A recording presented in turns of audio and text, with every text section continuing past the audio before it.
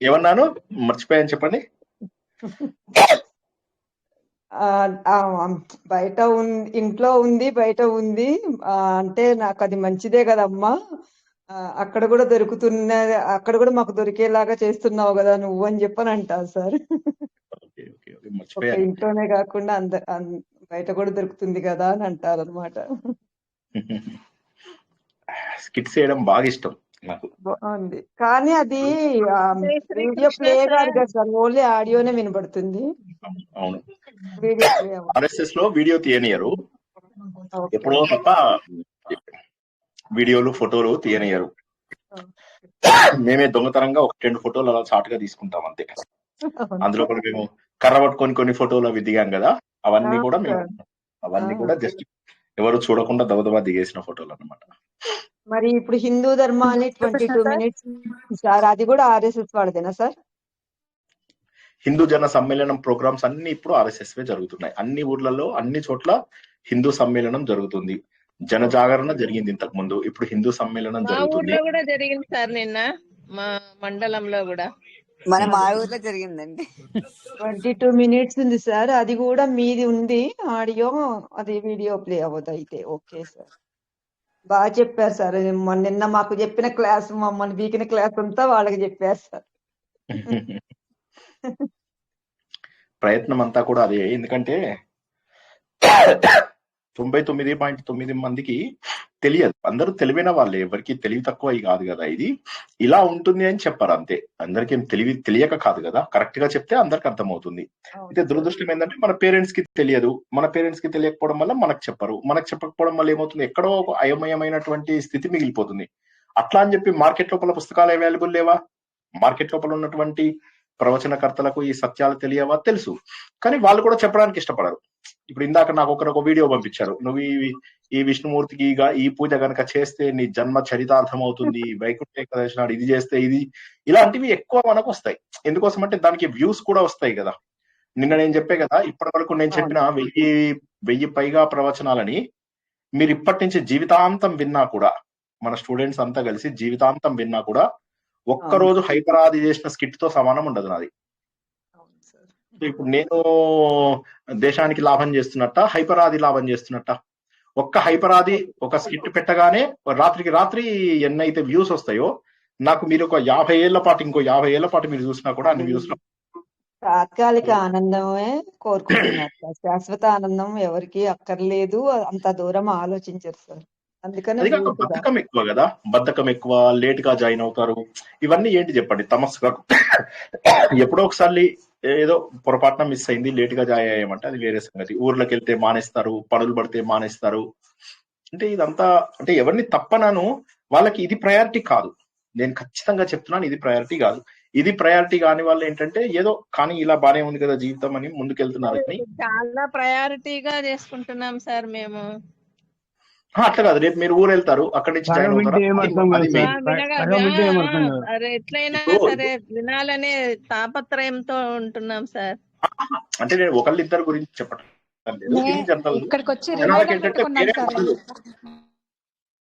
General గా ఏమవుతుందంటే, ఇంటికి ప్రవచనం వేరే చోటుకు వచ్చాము, ఇంటికి చుట్టాలు వచ్చారు, ఇంటికి ఎవరైనా భోజనాలు చేయడానికి వచ్చారు, ఇంటికి మనకు తెలిసిన వాళ్ళు వచ్చారు, ఇంట్లో ఏదో ఫంక్షన్కి వెళ్ళాము, తెలిసిన వాళ్ళ ఫంక్షన్కి వెళ్ళాము, ఇలా చెప్పుకుంటూ ఒక 50 కారణాలు చెప్పచ్చు తెలుసా.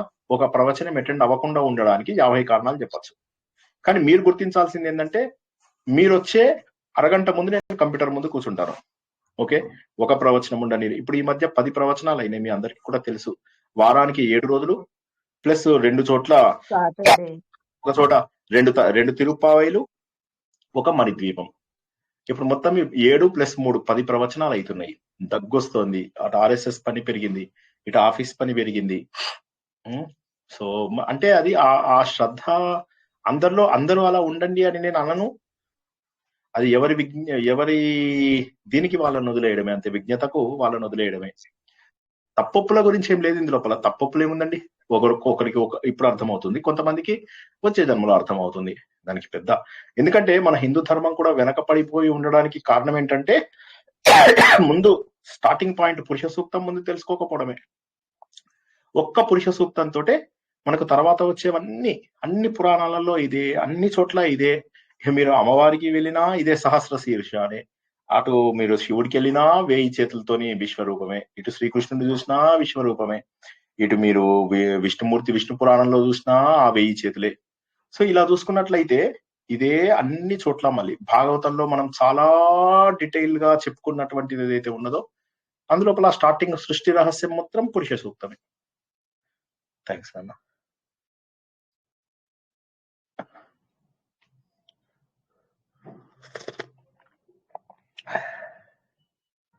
ప్రారంభించుకుందాం. అంతరాయ తిమిరోపశాంతయే శాంత పావనమచింత్య వైభవం తం నరం వపుషి కుంజరం ముఖే మన్మహే కిమపి తుందిలం మహా వసుదేవ సుతం దేవం కంస చానూరమర్ధనం దేవకీ పరమానందం కృష్ణం వందే జగద్గురుం శ్రీకృష్ణం వందే జగద్గురుం. జననీ జన్మభూమిశ్చ స్వర్గాదపి గరీయసి. మాతృదేవో భవ. భగవద్బంధువులకు, సత్యాన్వేషులకు, ఆత్మస్వరూపులకు ఈ సంవత్సరంలో అంటే 2025 సంవత్సరంలో చేసుకునే చివరి ప్రవచనం పురుష సూక్తంతో ముగించడం చాలా సంతోషంగా ఉంది. ఏ సంవత్సరం అయితే ఏంటి సత్యానికి, ఎందుకంటే ఆ సత్యాన్ని అన్వేషించడం కోసం అని చెప్పి ఇటు పాశ్చాత్య శాస్త్రవేత్తలు, ఇటు హిందూ శాస్త్రవేత్తలని మనము ఋషులు అంటున్నాము. వీరంతా కలిసి ప్రయత్నం చేస్తున్నారు ఏదే సత్యమైతే ఉందో ఆ సత్యాన్ని కనుక్కుందామని. గత వారం తెలుసుకున్నాం, ప్రతి ఒక్కరూ కూడా సత్యాన్ని కనుక్కోవాలి అని చెప్పేసి చూస్తున్నారు. ఎక్కడి నుంచి వచ్చాయి ఇవి? నీళ్లు అలా రుచిగా ఎందుకున్నాయి? వాయువు మనకి ఎందుకు ఇంత ఆనందాన్ని కలిగిస్తుంది? అందులోపల ఆక్సిజన్ ఎలా వస్తుంది మనకు? సూర్యుడు ఎండ ఇవ్వడం ఏంటి? ఆ ఎండ భూమిలోకి వెళ్ళడం ఏమిటి? భూమి లోపల ఉన్నటువంటి నీరంతా కూడా రూట్స్ ద్వారా, మూలాల ద్వారా చెట్ల ఆకులకు అన్నిటికీ అందడం ఏంటి? అందులోపల క్లోరోఫిల్ అనే మెటీరియల్ ఉండడం ఏంటి? మనము వదిలేసినటువంటి కార్బన్ డైఆక్సైడ్, మనమేమో ఆక్సిజన్ తీసుకుని కార్బన్ డైఆక్సైడ్ నిశ్వాసగా వదిలేస్తాము. అవన్నీ తీసుకుని అది చక్కగా ఆహారాన్ని తయారు చేసుకుని గ్లూకోజ్ అంటారు, ఆ గ్లూకోజ్ ని తయారు చేసుకుని చెట్టు చక్కగా బతుకుతుంది. అది వదిలేసినటువంటి ఆక్సిజన్ మనం తీసుకుంటాం. ఎంత అద్భుతంగా పుట్టించారు! ఎవరున్నారు దీనికి కారణం? ఇది ఏం జరుగుతుంది అని శాస్త్రవేత్తలు అయితే కనుక్కున్నారు. కాకపోతే ఆధ్యాత్మికవేత్తలు మాత్రం ఏమిటిది అసలు, ఎక్కడి నుంచి వచ్చింది శక్తి, అది మనలోనే ఉందా అని చెప్పేసి ఏదైతే బ్రహ్మాండంలో ఉందో అది ప్రతి పిండాండంలో, అండాండంలో ఉంది అన్నటువంటి విషయాన్ని వాళ్ళు సత్యాన్ని గ్రహించారు. దీనికోసమని ఋషులు సృష్టి వచ్చినప్పటి నుంచి కూడా మాటకి రీసెర్చ్ మొదలెట్టారు. రీసెర్చ్ మొదలెట్టినప్పుడు ఏమవుతుంది? దేన్ని పట్టుకొని రీసెర్చ్ చేస్తారు? ఫస్ట్ ఒకసారి ఆలోచించండి. దేవుడిచ్చిన వస్తువులతోటే, దేవుడి పైనే ధ్యాస పెట్టి చేయాల్సిందే, తప్పదు. ఇంకా వేరే వస్తువు, మనం తయారు చేసిన వస్తువులు అంటే ఏమీ లేవు ఈ ప్రపంచంలో, అన్ని దేవుడిచ్చినవే. ఆ దేవుడిచ్చిన వస్తువుల ద్వారా మాత్రమే తెలుసుకోగలం. ఉదాహరణకి ఈ ప్రపంచంలో దొరికేటటువంటి ప్రతి వస్తువు పంచభూతాలే. పంచభూతాలు కాని ఒక్క వస్తువు చెప్పండి, ఏ వస్తువైనా. పంచభూతాలు కానిది ఏదైనా మీకు కనిపించే ప్రతి వస్తువు, మీ ల్యాప్టాప్ కావచ్చు, మీ టీవీ కావచ్చు, మీ రేడియో కావచ్చు, మీరు కావచ్చు, మీ ఇంట్లో వాళ్ళు కావచ్చు, ఇంట్లో పంచభూతాలతో తయారవనేది ఏది? జై శ్రీకృష్ణ, జై శ్రీకృష్ణ, జై శ్రీకృష్ణ. సో పంచభూతాలతో తయారవనేది ఏది? సో కాబట్టి పంచభూతాలు అంటే ఈ పంచభూతాలు కాకుండా ఆరోది ఏంటి? ఆరోది ఏముందో తెలియదు. అదే విధంగా జై శ్రీకృష్ణ, విష్ణురు విష్ణురు విష్ణురు విష్ణురు విష్ణు. ఆ విధంగా ఎలా ఇవన్నీ ఎక్కడి నుంచి వచ్చాయి? వాళ్ళు ఏం జరుగుతోందో చెప్పగలుగుతున్నారు, చక్కగా రీసెర్చ్ చేసి చెప్పగలుగుతున్నారు. దాన్ని ఇంకో చోట పరీక్షించి చేయగలుగుతున్నారు. ఉదాహరణకు ఒక చెట్టు ఎలా పెరుగుతుందో తెలుసుకున్నారు, కొత్త చెట్టును పెట్టి పెంచగలిగారు, అంతవరకు చేయగలుగుతున్నారు. అదే విధంగా మన శరీరంలో ఏమేమి ఉంటాయి? టెంపరేచర్ ఎంత ఉండాలి, బీపీ ఎంత ఉండాలి, ఎలక్ట్రోలైట్స్ ఎంత ఉండాలి, తర్వాత సిరం క్రియేటినిన్ ఎంత ఉండాలి, ఇవన్నీ కూడా చెక్ చేస్తారు. White blood cells, red blood cells, platelet count, ఇవన్నీ ఇంత ఉండాలి అని చెప్పి ఎవరు చెప్పారు వాళ్ళకి? వాళ్ళు అందరిలో పెట్టి ఇలా ఉంటుంది అని చెప్పి చెప్పారు. అంతేగాని వాళ్ళు అంటే వాళ్ళు ఇచ్చినవి కాదు అది.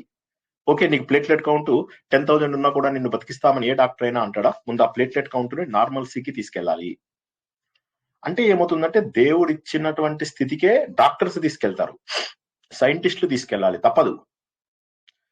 మనకు దేవుడు ఇంత ఫ్రీగా ఆక్సిజన్ ఇచ్చాడు, అదే మనం ఆక్సిజన్ చెయ్యాలంటే ఎంత కష్టం బయట. అదే విధంగా ప్రతి వస్తువు కూడా భగవంతుడు ఇచ్చాడు. అయితే మరి ఎవరా భగవంతుడు? ఇప్పుడు ఈ శరీరం ఉంది, ఎందుకు ఇది పడిపోతుంది? చక్కగా కదులుతోంది, కాళ్ళు చేతులు ముక్కు, నేనే ప్రపంచానికి అధినేతని, నేనే కింగ్ ఆఫ్ కింగ్స్ ఓజిమాండియాస్ అనుకున్నాడు కదా.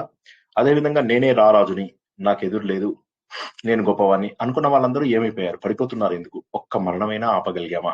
ఒక్క వ్యక్తిలో అయినా జీవనాన్ని 100 ఏళ్ల నుంచి 200 ఏళ్ళకి తీసుకెళ్లగలిగామా? ఎందువల్ల సాధ్యం పడడం లేదు? ప్రకృతి నియమాలేంటి? ఇవన్నీ తెలుసుకోవడానికి జనాలు, కొంతమంది ఋషులు ప్రయత్నం చేశారు. ఆ ఋషుల లోపల నారాయణ మహర్షి ఎవరైతే ఉన్నారో ఆయన దర్శించినటువంటిది ఇది. ఆయన దర్శించారు, గుర్తుంచుకోండి. వేదాలలో ఉన్నటువంటి సూక్తాలన్నీ కూడా కొంతమంది ఋషులు దర్శించారు. దర్శించడం అంటే ఏంటి? మళ్ళొకసారి, దర్శించడం అంటే కొంత తపస్సు చేయగా చేయగా చేయగా వారి లోపల జరిగిన విషయాలన్నీ బోధపడతాయి, అది దర్శనం. వేదాలలో ఉన్న విషయాలన్నింటినీ కూడా దర్శనం చేసుకుని రకరకాల వేద సత్యాలని 6 భాగాలుగా మనకు అందజేశారు. వాటిని 6 దర్శనాలు అంటారు. సాంఖ్యము, కపిలుడి సాంఖ్యము, తర్వాత పతంజలి యోగము, కనాదుడి వైశేషికము, తర్వాత ఇంకేముంది, మన పూర్వమీమాంస, ఉత్తర మీమాంస. సాంఖ్యం చెప్పుకున్నామా, గౌతముడి న్యాయం మర్చిపోయాం. ఈ మొత్తం 6. పూర్వమీమాంస జైవిని, ఉత్తర మీమాంస వేదవ్యాసుడు, బాదరాయన్ అంటారు అక్కడ. ఇవి 6 దర్శనాలు వాళ్ళు ఇచ్చారు, జ్ఞానంగా మనకు అందించారు. కొంతమంది ఏం చేస్తారు, అవే వేదాలను చదివి ఆ వేదాలలోంచి వచ్చినటువంటివన్నీ స్మృతులు అని చెప్పి మనము ఆచరించడానికి వీలైనటువంటి ఆచార వ్యవహారాలు ఇచ్చారు. అంటే గర్భాధాన సమయం నుంచి మొదలెట్టి అంత్యేష్టి వరకు కూడా ఎలా జరపాలి అనేటటువంటి పద్ధతులను వీళ్ళంతా కూడా అందించారు. అవి చక్కగా పనిచేస్తున్నాయి. ఉదాహరణకి జ్యోతిష్యం తీసుకోండి, వేదాంగమైనటువంటి జ్యోతిష్యం తీసుకున్నట్లయితే ఆ జ్యోతిష్యంలో ఇంత యాక్యురేట్ గా ఎలా కనిపెట్టగలిగారు? ఈ రోజుకు కూడా మన క్యాలెండర్ మారలేదు. పాశ్చాత్యులు ఇచ్చినటువంటి క్యాలెండర్స్ చాలాసార్లు మారాయి అని మనం తెలుసుకున్నాం, కానీ మన క్యాలెండర్స్ ఇప్పటి మారలేదు, అదే క్యాలెండర్ నడుస్తుంది. ఎప్పుడు అధిక మాసం రావాలి అనేటటువంటిది కూడా అత్యద్భుతంగా డిఫైన్ చేసి చెప్పారు వాళ్ళు. అంటే ఇంత యాక్యురేట్ క్యాలెండర్ ఎప్పుడో చెప్పడం అనేటటువంటి మాటలు కాదు ఇది. మనం కనుక పాత గ్రంథాలు అవి ఇవి తీస్తే కాళిదాసు సమయము, భవభూతి సమయం, ఇవన్నీ ఏవైతే ఫస్ట్ సెంచరీ అని చెప్పి చెప్పుకుంటామో, కామన్ ఎరాలో ఫస్ట్ సెంచరీ అని ఏదైతే చెప్పుకుంటామో, అప్పటి నుంచే ఇవన్నీ వచ్చాయి. ఎక్కడి నుంచి వచ్చాయి? ఇంత ఛందస్సు ఎక్కడి నుంచి వచ్చింది? ఇంత జ్ఞానం ఎక్కడి నుంచి వచ్చింది? ఇంత మెమొరీ ఎక్కడి నుంచి వచ్చింది? వేరే వాళ్ళు బట్టలు కూడా సరిగా వేసుకోవడానికి రాకుండా ఆకులు అవి ఇవి కట్టుకుంటున్నప్పుడు మనకి ఇక్కడ పీతాంబరాలు కట్టుకునే వాళ్ళు. సో కాబట్టి ఏంటంటే మన దగ్గర ఆధ్యాత్మికత, ప్రగతి అనేటటువంటిది మన దగ్గర చాలా ఉంది. అనేక దేశాల నుంచి భారతదేశానికి వచ్చేవారు. ఎందుకని? ఇక్కడ ఉన్నటువంటి సంపదను గుర్తించి అందులోంచి ఎంతో కొంత నేర్చుకుని వెళ్దామని చెప్పేసి. పైథాగరస్ కూడా తన సిద్ధాంతాన్ని మన దేశంలోంచే తీసుకెళ్లాడు. గమ్మత్ ఏంటంటే ఇలా క్రెడిట్ ఇవ్వకుండా దొంగతనం చేసిన వాళ్ళు ఎంతమందో మన దగ్గర కూడా ఉంటారు. మెల్లగా ఒక విషయం నేర్చుకుంటారు, ఎవరికో ఒకరికి వాళ్ళకి తెలిసిన వాళ్ళకి చెప్పుకుంటారు. అది వాళ్ళకి తెలిసినట్టుగా వాళ్ళు గొప్ప వాళ్ళుగా ఫీల్ అవుతూ ఉంటారు. దొంగతనం ఇదంతా కూడా. ఒక విషయం ఒకరి దగ్గర నేర్చుకున్నప్పుడు వాళ్ళ దగ్గర నేర్చుకున్నానని చెప్తే తప్పేంటి? తప్పేముంది? మనం రఘువంశం చెప్పినప్పుడు నేను చెప్పాను, మీకు ఇంకా అవసరమైతే సామవేదం గారిది చూడండి అని చెప్తాను. ఆదిత్య హృదయం చెప్తున్నప్పుడు చెప్పాను, తత్వ విధానంద గారిది చూడండి అని చెప్పాను. ఆత్మబోధ చెప్పినప్పుడు తత్వ విధానంద గారిది చూడండి అని చెప్పాను. భగవద్గీత అన్నప్పుడు జ్ఞానేశ్వరి అన్నాను. ఇలాగా రిఫరెన్సెస్ ఇస్తాం మనం. అవి ఉన్నవి యాజ్ ఇట్ ఈస్ గా చెప్పకపోయినా వాటిని చదివి మన జ్ఞానాన్ని పెంచుకుని మనకు అర్థమైన విషయాలను అవతల వాళ్ళకి ఎంత బాగా అర్థం చేయిద్దామని. క్రెడిట్ కూడా ఇవ్వకుండా జనాలు వాళ్ళ సొంత జ్ఞానం లాగా చేసేవాళ్ళు ఎంతమందో. మనలోనే అలాంటి వాళ్ళు ఉన్నప్పుడు ఫారినర్స్ ఎందుకు చేయరు? ఎన్ని నోబెల్ ప్రైజెస్ వచ్చేవో, మనం కనుక సిన్సియర్ గా ట్రై చేసి ఉంటే ఎన్ని నోబెల్ ప్రైజులు వచ్చేవో మనకు. మాకు నోబెల్ ప్రైజ్ వద్దు అన్న వాళ్ళు కూడా మన భారతదేశంలో ఉన్నారు. ఇది అందరికీ అందవలసినటువంటిది, దీన్ని పేటెంట్ చేసి మేము డబ్బు చేసుకోము అన్న వాళ్ళు కూడా భారతదేశంలో ఉన్నారు. సో మనది మహోన్నతమైనటువంటి వారసత్వం. ఈ వారసత్వం లోపల పురుష సూక్తం కనిపెట్టినప్పుడు ఏం చేశారంటే, ఒక చక్కటి విషయం ముందేం చేద్దామంటే, ఫస్ట్ ఒక శ్లోకం చదువుకుందాం. ఎందుకంటే మనం ఉపోద్ఘాతమే చెప్పుకుంటూ పోతే నేను ఒక 5-6 రోజులు ఉపోద్ఘాతమే చెప్తాను. కాబట్టి ఒకసారి నేను చూసి చదువుతాను. ఒక్క నిమిషం, లెట్ మీ ఓపెన్. ఇప్పటిదాకా ఏమైనా డౌట్స్ ఉంటే అడగండి, నేను కొద్దిగా ఇవే నీళ్ళు తాగే లోపల. ఎవరైనా ఇప్పటి వరకు అర్థం కాని ఏమన్నా ఉన్నా కూడా అడగండి, ఒకసారి మొహమాట పడకుండా అడగండి. సార్, కాఫ్కు ఎల్లిపాయ, మిరియాలు, ఉప్పు 3 నములుకొని తినండి, చాలా సరే, తగ్గుతుంది. అలాగే ఎవరికైనా సార్, ఈ పురుష సూక్తము తపస్సు ద్వారా ఋషులు దాని ద్వారానే తెలుసుకొని మనకు అందించారు కదా సార్, అంతే కదా సార్? అన్ని సూక్తాలు కూడా అంతే. మనకు ఒక్క సూక్తం కూడా ఆటోమేటిక్ గా వచ్చినది లేదు. దానికి ఒక ఋషి ఉంటాడు, ఆ ఋషి దాన్ని దర్శించి అది మనకు అందజేస్తాడు అన్నమాట. ఓకేనా? మనకు స్టార్టింగ్ లోపల విశ్వామిత్రుడు కొడుకు మనము స్టార్టింగ్ లోపల అగ్ని సూక్తం నుంచి నేర్చుకున్నాం కదా. మొదటి మండలంలో చాలా సూక్తాలు తెలుసుకున్నాం. అవన్నీ కూడా విశ్వామిత్రుడు కుమారుడైనటువంటి మధుశ్చంద్ర విశ్వామిత్రుడు ఎవరైతే ఉన్నారో ఆయన మనకు అన్ని అందించాడని చెప్పి తెలుసుకున్నాం. ఆ విధంగా ఏంటంటే మనకు వచ్చిన జ్ఞానం అంతా కూడా ఎవరో ఒకరు ఋషులు దర్శించి మనకిస్తారు. అందువల్లనే వీటిని మంత్రాలు అంటారు. ఇవన్నీ కూడా పారాయణం చేయవచ్చా అంటే తప్పక చేయవచ్చు. ఇవన్నీ విష్ణు సహస్రనామము, లలిత సహస్రనామము, ఆదిత్య హృదయము, ఇవన్నీ కూడా అత్యద్భుతమైనవి. ఏదైతే చెప్పుకున్నామో దానికంటే ఒక్క స్థాయి ఎక్కువైనటువంటిది ఈ వేదాలలో ఉన్న ఏ మంత్రమైనా సరే. మనకు తెలిసిన అన్ని పారాయణలోకి కూడా గొప్పది. అయితే ఇది ప్రిఫరబుల్లీ గురువు దగ్గర నేర్చుకోవడం కరెక్ట్. ఇప్పుడు నేను చదువుతాను, ఏదో ఉచ్చారణ ఇచ్చిన సింబల్స్ బట్టి నేను చదవగలుగుతాను, కానీ it may not be accurate. ఎందుకంటే వాళ్ళు ఎవరైతే కష్టపడి వేద విద్య నేర్చుకుంటారో వాళ్ళు చాలా బాగా చదువుతారు. నేను చదివేది గురువు దగ్గర నేర్చుకున్నాను సార్ నేను. చాలా మంచిది అది, చాలా మంచిది అది. నేర్చుకుంటే అర్థం. Very good.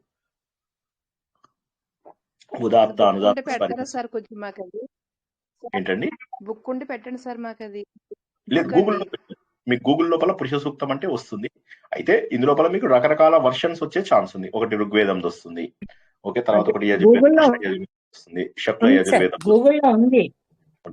గూగుల్లో చక్కగా తెలుగు, సంస్కృత్ అన్ని ఉన్నాయి, చక్కగా ఉంది సార్. కరెక్ట్. కృష్ణ యజుర్వేదం ఉంది, శుక్ల యజుర్వేదం, అన్ని చోట్ల కూడా పురుష సూక్తం ఉంది. మనకు పురుష సూక్తము ప్రతి చోట కూడా మనకి అవైలబుల్ అవుతుంది. అన్ని వేదాలలో కూడా పురుష సూక్తం ఉన్నది మనకు. కాబట్టి ఇప్పుడు మనం శ్రీ సూక్తం నేర్చుకున్నాం కదా. శ్రీ సూక్తం మాత్రం మనకు ఋగ్వేదంలో ఉంది, అది కూడా తర్వాత యాడ్ చేశారు, ఖిల లేదా పరిశిష్ట భాగము అని చెప్పేసి మనం తెలుసుకున్నాం. ఇది అలా కాదు, ఇది మనకు 10వ మండలంలోని 90వ సూక్తం లోపల ఉంది అని చెప్పేసి తెలుసుకుంటాం అన్నమాట. సో ఈ మండలాలు ఏంటి, అష్టకాలు ఏంటి, ఇవన్నీ కూడా గత వారం తెలుసుకున్నాం. ఓకే, ఇవాళ మనకు అర్థమైందా లేదా? ముందు అందులో ఉన్న జీవం ఏంటి అంటే వీటన్నిటికీ కారణభూతమైనటువంటిది ఏదో ఉంది, అదేంటో తెలుసుకోవాలి.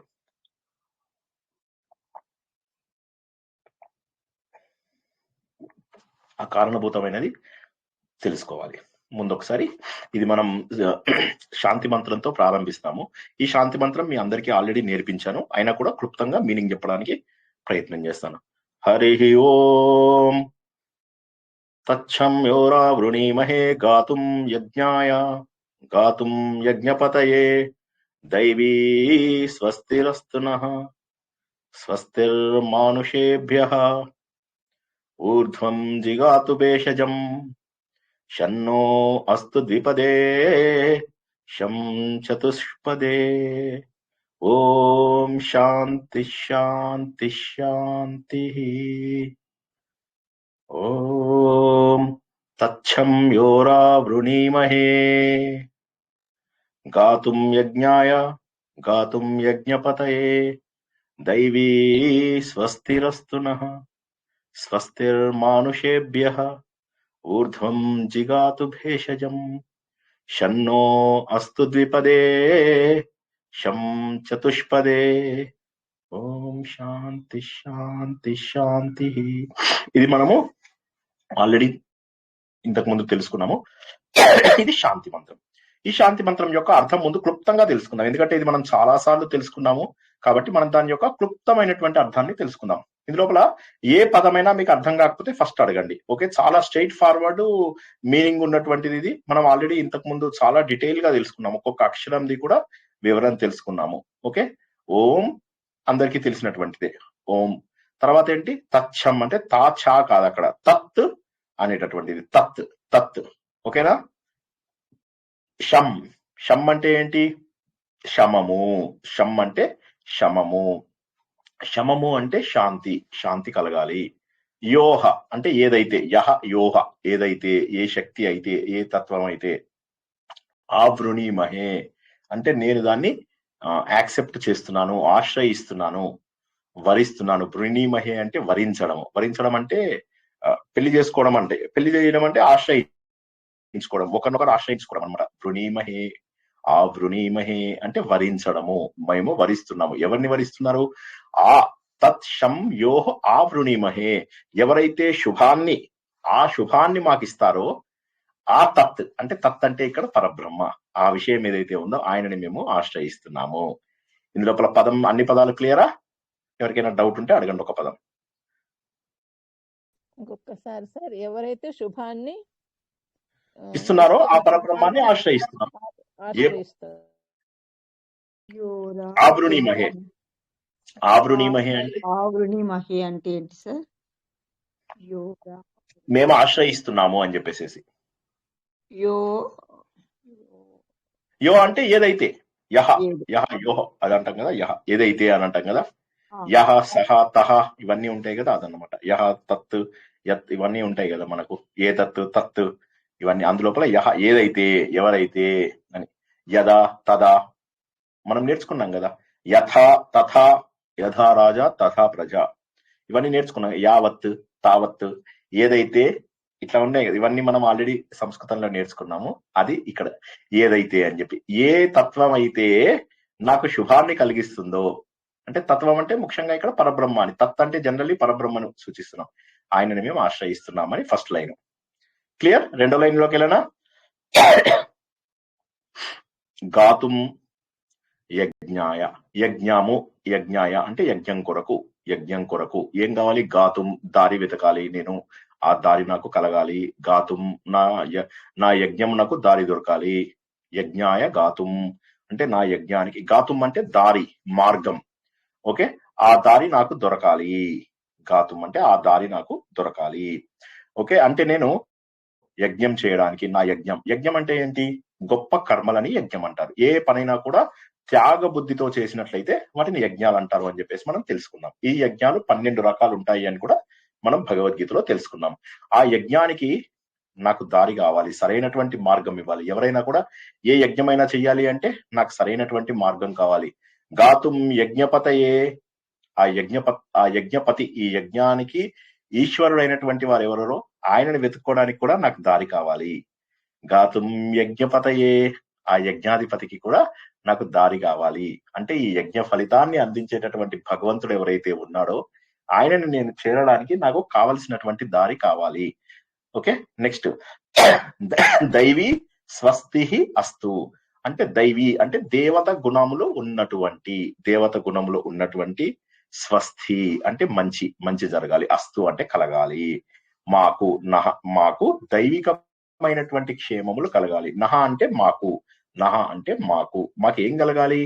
దైవికమైనటువంటి క్షేమం కలగాలి. అంటే మాకు అన్నిటికంటే కూడా గొప్పదైనటువంటి క్షేమం కలగాలి.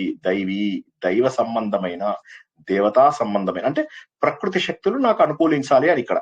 దైవీ సంబంధమైన అంటే ప్రకృతికి సంబంధించినవన్నీ. నా శరీరంలో ఉన్న దేవతలు కూడా ఉన్నారు, సాత్విక రూపంలో ఉన్నటువంటి ఈ దేవతల అందరికీ కూడా స్వస్తి జరగాలి. నా శరీరంలో ఉన్నటువంటి దేవతలకు, నా శరీరం బయట కూడా ఉన్నటువంటి దేవతలకి అందరికీ కూడా శుభం కలగాలి. ఓకే, ఈ లైన్ కి ఎవరికైనా డౌట్ ఉందా? గాతుం యజ్ఞాయ, గాతుం యజ్ఞపతయే. ఒక్కసారి చెప్తారా సార్? యజ్ఞపతయే తర్వాత దైవీ అంటే దేవతా సంబంధమైన అంటే దేవతా సంబంధమైన అంటే ఏంటి? మన శరీరంలోనూ దేవతలు ఉన్నారు, తర్వాత మన బయట కూడా దేవతలు ఉన్నారు, ప్రకృతి అంతా కూడా దేవతలు. మ్యూట్ లో పెట్టుకోవాలి. మీ వెనక చాలా డిస్టర్బెన్స్ ఉంది, చాలా చాలా చాలా డిస్టర్బెన్స్ ఉంది. చాలా, మీరు సినిమా థియేటర్ లో ఉన్నారో మరి ఎక్కడున్నారో తెలియదు కానీ చాలా డిస్టర్బెన్స్ గా ఉంది. సో అక్కడ ఏమైందంటే దైవీ అంటే దేవత గుణాలతోనే ఉన్నటువంటి, అంటే నా లోపల బయట కూడా దేవతలు ఉన్నారు. ఎంతో మంది దేవతల యొక్క రూపమే. ప్రతి చెట్టులో, ప్రతి పుట్టలో, ప్రతి మట్టిలో, ప్రతి చోట కూడా దేవతలు ఉన్నారు. మన శరీరంలో 33 కోట్ల దేవతలు ఉన్నారు అన్న విషయాన్ని కూడా మొన్న మనం తెలుసుకున్నాం ముక్కోటి ఏకాదశి రోజు నాడు. కాబట్టి ఇక్కడ ఏమంటాడు? ఈ దైవీ సంబంధమైనటువంటివి ఏవైతే ఉన్నాయో అవన్నిటికీ కూడా నా లోపల నహ మాకు, అందులో ఉన్నటువంటి దేవతా సంబంధమైన వాటన్నిటి విషయాలలో స్వస్తి కలగాలి, మంగళము కలగాలి. స్వస్తి అంటే శుభం కలగాలి, మంగళం కలగాలి, క్షేమం కలగాలి, లాభం కలగాలి. అస్తు అంటే జరగాలి అని చెప్పేసి, కలగాలి, జరగాలి, వాట్ ఎవర్. ఓకేనా. నహ అంటే మాకు దైవికమైనటువంటి క్షేమం రావాలి అని. స్వస్తి మానుషేభ్య మనుషులందరికీ కూడా స్వస్తి, మనుషులందరికీ కూడా స్వస్తి జరగాలి. సమస్త మానవాళికి, మొత్తం సమాజానికి మంచి జరగాలి. చూసుకున్నట్లయితే మన దగ్గర ఇక్కడ మనం ఏం గుర్తిస్తున్నాము? సమాజానికి కూడా మంచి జరగాలి అనేటటువంటి ఒక మహోన్నతమైనటువంటి కోరికతో మనము ప్రారంభిస్తాం. ఎప్పుడు చదివినా కూడా మనం ఏ శాంతి మంత్రం చదివినప్పటికీ కూడా శాంతి కలగాలి అని చెప్పి చూస్తాం. అంత మహోన్నతమైనటువంటి వారసత్వం. ఇది నమ్మని వాడు ఇలా అయిపోవాలి, అది నమ్మని వాడు అలా అయిపోవాలి. మనకు చాలా మంది ప్రవచనకర్తలు దేవుళ్ళని రాక్షసుల లాగా చూపిస్తారు. లిటరల్లీ నువ్వు ఈ కోరిక ఇది గనక చేయకపోతే దేవుడు ఊరుకుంటాడా అని చెప్పి నంగుల్లాగా సాగదీస్తూ దేవుళ్ళని రాక్షసుల రూపంలో చూపించేటటువంటి రాక్షసులు కాదు మన దేవుళ్ళు. మన మంత్రాలు, మన పద్ధతి ఇవన్నీ కూడా సాత్వికమైనటువంటి, దేవతలంతా కూడా సాత్విక రూపాలు కలిగినటువంటి వారు. కాబట్టి వారు ఏమంటారు? అందరూ మనుషులకి కూడా మంచి జరగాలనుకుంటున్నాం. మనకు ఒక్కళ్ళకి మంచి జరగాలనుకోవడం లేదు. ఎన్నిసార్లు సర్వే భవంతు సుఖినః అన్నాము, సర్వే జనా సుఖినో భవంతు అన్నాం. ప్రతి చోట కూడా అందరూ ఆనందంగా ఉండాలి, అందరూ ఆనందంగా ఉండాలి, అందరూ హ్యాపీగా ఉండాలని మనం కోరుకుంటాం. అది మన సహజ లక్షణం. తర్వాత ఏమంటాడు? ఊర్ధ్వం జిగాతు భేషజం. భేషజం అంటే విత్తనాలు, ఔషధాలు. బిషక్ అంటాం కదా మనం. బిషక్ అంటే వైద్యుడు. ఆ బిషక్ కి ఉపయోగపడేవన్నీ కూడా భేషజం అంటే మనం ఇవి కాదు, హంగు ఆర్భాటాలు అవి కాదు. భేషజం అంటే ఏంటంటే ఔషధాలు. ఈ ఔషధాలు ఏవైతే, ఔషధాల చెట్లు ఏవైతే ఉంటాయో అవి బాగా పెరగాలి. జిగాతు అంటే వెళ్ళాలి, బాగా పెరగాలి.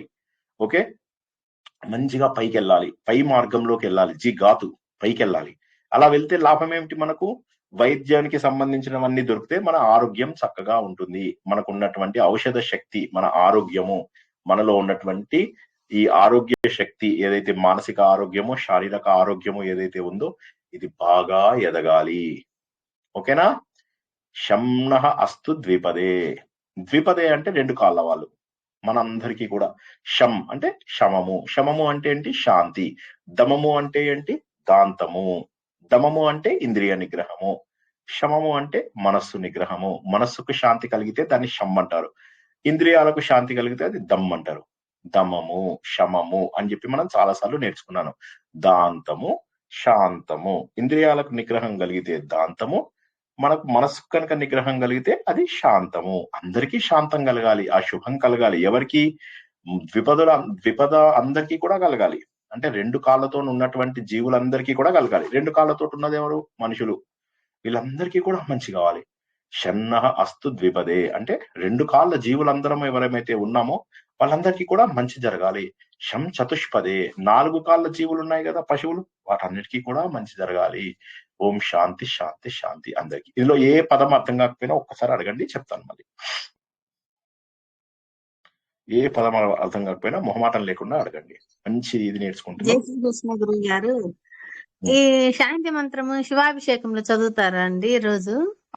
చాలా చోట్ల చదువుతారు. ఇది ఒక చోట కాదు. ఇది మనం ఇంతకు ముందు మనం వేరేది కూడా ఇది ఆల్రెడీ మన గ్రూప్ లో నేర్పించేశాము. అందుకే నేను ఎక్కువ డీటెయిల్స్ చెప్పట్లేదు అనమాట. ఇది ఎక్కడైనా చదవచ్చు. ఏ శాంతి మంత్రం ఎక్కడైనా చదవచ్చు. కొన్ని ఇది దాన్ని బట్టి ఒక్కొక్క పద్ధతిని బట్టి ఇది వన్ ఆఫ్ ద గొప్ప శాంతి మంత్రాలలో ఒకటి అన్నమాట. మీరు ఎప్పుడు పురుష సూక్తం చదివినా ఈ 4 వేదాలలో ఉన్నటువంటి పురుష సూక్తం, ఒక్కొక్క పురుష సూక్తానికి కొంత చేంజ్ ఉంటుంది. అందులోపల మనకు శుక్ల యజుర్వేదంలో ఏదైతే పురుష సూక్తం ఉంటుందో దాన్ని మహాపురుష సూక్తం అంటారు. మనం ఇప్పుడు నేర్చుకుంటున్నది ప్రస్తుతానికి మహాపురుష సూక్తం అన్నమాట. సో అయితే ఆ మహాపురుష సూక్తంలో మనకి ఇది చదువుతారు. ఇది చాలా చోట్ల కూడా చదువుతారు. దీనికే చదవాలని ఏం లేదు. ఇది ప్రారంభంలో ఎండింగ్ లో కూడా ఇదే చదువుతారు. ఎందుకంటే ఇది చాలా పవర్ఫుల్. అందరికీ బాగా ఉండాలి, అందరి ఆరోగ్యం బాగుండాలి, ప్రపంచం అంతా బాగుండాలి అని చెప్పేసి అనుకుంటున్నాం కాబట్టి చదువుతారు. జై శ్రీకృష్ణ. చదువుతారండి, ఎక్కువగా అయినట్టుగా గుర్తు అని అడిగాను. ధన్యవాదాలు. ఇంకెవరికైనా? ఇది ఊర్ధ్వం జిగాతు భేషజమా మీరు చెప్పింది అది? అవునండి, కరెక్ట్. జిగాతు అంటే ఇది. ఊర్ధ్వం జిగాతు భేషజం. భిషక్ అంటే వైద్యుడు దగ్గర ఉండేవంటి ఏంటి? మూలికలు, చెట్లు, చేమలు, ఆయుర్వేదానికి సంబంధించేవన్నీ. ఆయుర్వేదానికి సంబంధించినవన్నీ మన ఆరోగ్యాన్ని బాగు చేస్తాయి. చెట్లు ఎదగాలి, మన ఆరోగ్యం కూడా చక్కగా కావాలి. ఎలాంటి ఆరోగ్యం మంచిగా కావాలి? మానసిక ఆరోగ్యము, శారీరక ఆరోగ్యము కూడా బాగా ఉండాలి. ఊర్ధ్వం పైకి, ఊర్ధ్వం జిగాతు, పైకి ఆ చెట్లు అలా ఎదుగుతూ ఉండాలి. ఇదే విషయాన్ని మనము తిరుప్పావైలో కూడా తెలుసుకున్నాం. తిరుప్పావైలో కూడా వర్షాలు పడాలి, చెట్లు ఎంత పెద్దగా ఎదగాలి అంటే వామనుడు త్రివిక్రముడు అయినట్లుగా పెరగాలి అని చెప్పి తిరుప్పావైలో కూడా నేర్చుకున్నాం. అవునా? అలా చెట్లు బాగా పెద్దగా ఏపుగా ఎదగాలి, మంచిగా వర్షాలు పడాలి, పంటలు పండాలి అనేటటువంటిది ఏదైతే ఉందో సహజంగా మనం కోరుకునే కోరిక. మీ ప్రశ్న ఏంటో అడగండి. యాక్చువల్లీ అది నేను కంప్లీట్ గా రాసుకోలేదు సార్, అందుకని అడిగాను. ఔషధం భేషజం చెట్లు ఎదగడం వల్ల ఎత్తుగా ఎదగడంతో ఔషధాలు తయారై మానసిక శారీరక ఆరోగ్యం బాగుండాలి అని మనము ప్రార్థిస్తున్నాం.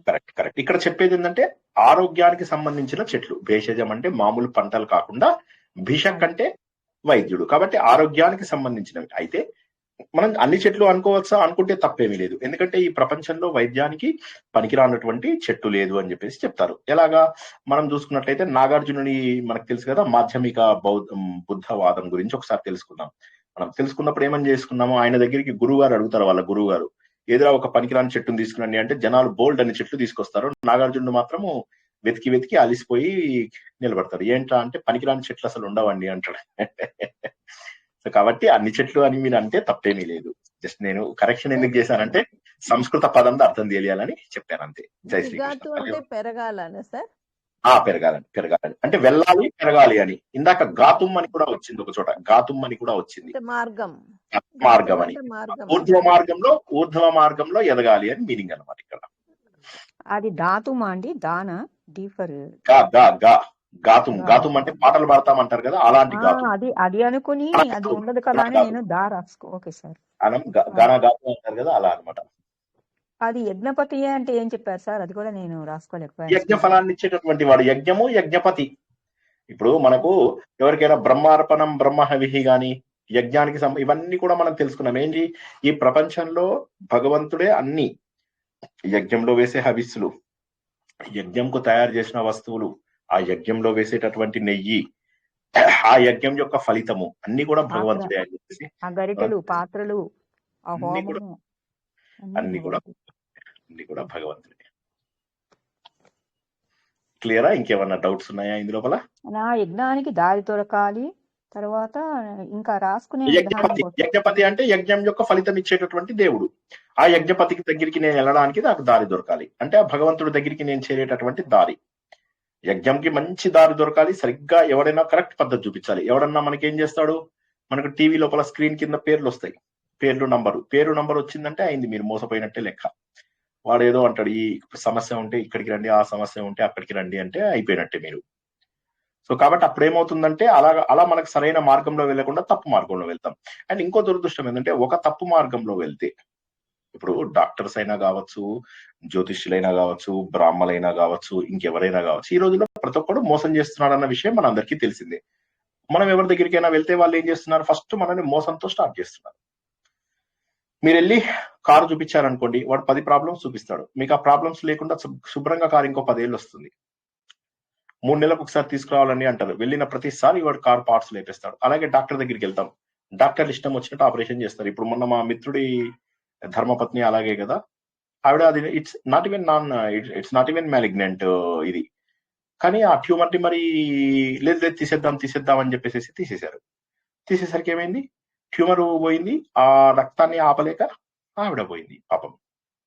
జస్ట్ ఇమాజిన్ అంటే ఏ రకంగా అయినా అవతల వాడిని చంపేసైనా సరే, నాకు ఒక పన్ను లైట్ గా ఊగుతోంది, అది అసలు ఊగడం కూడా కాదు, కొద్దిగా అసలు ఈ పన్ను కొద్దిగా ఊగుతోంది.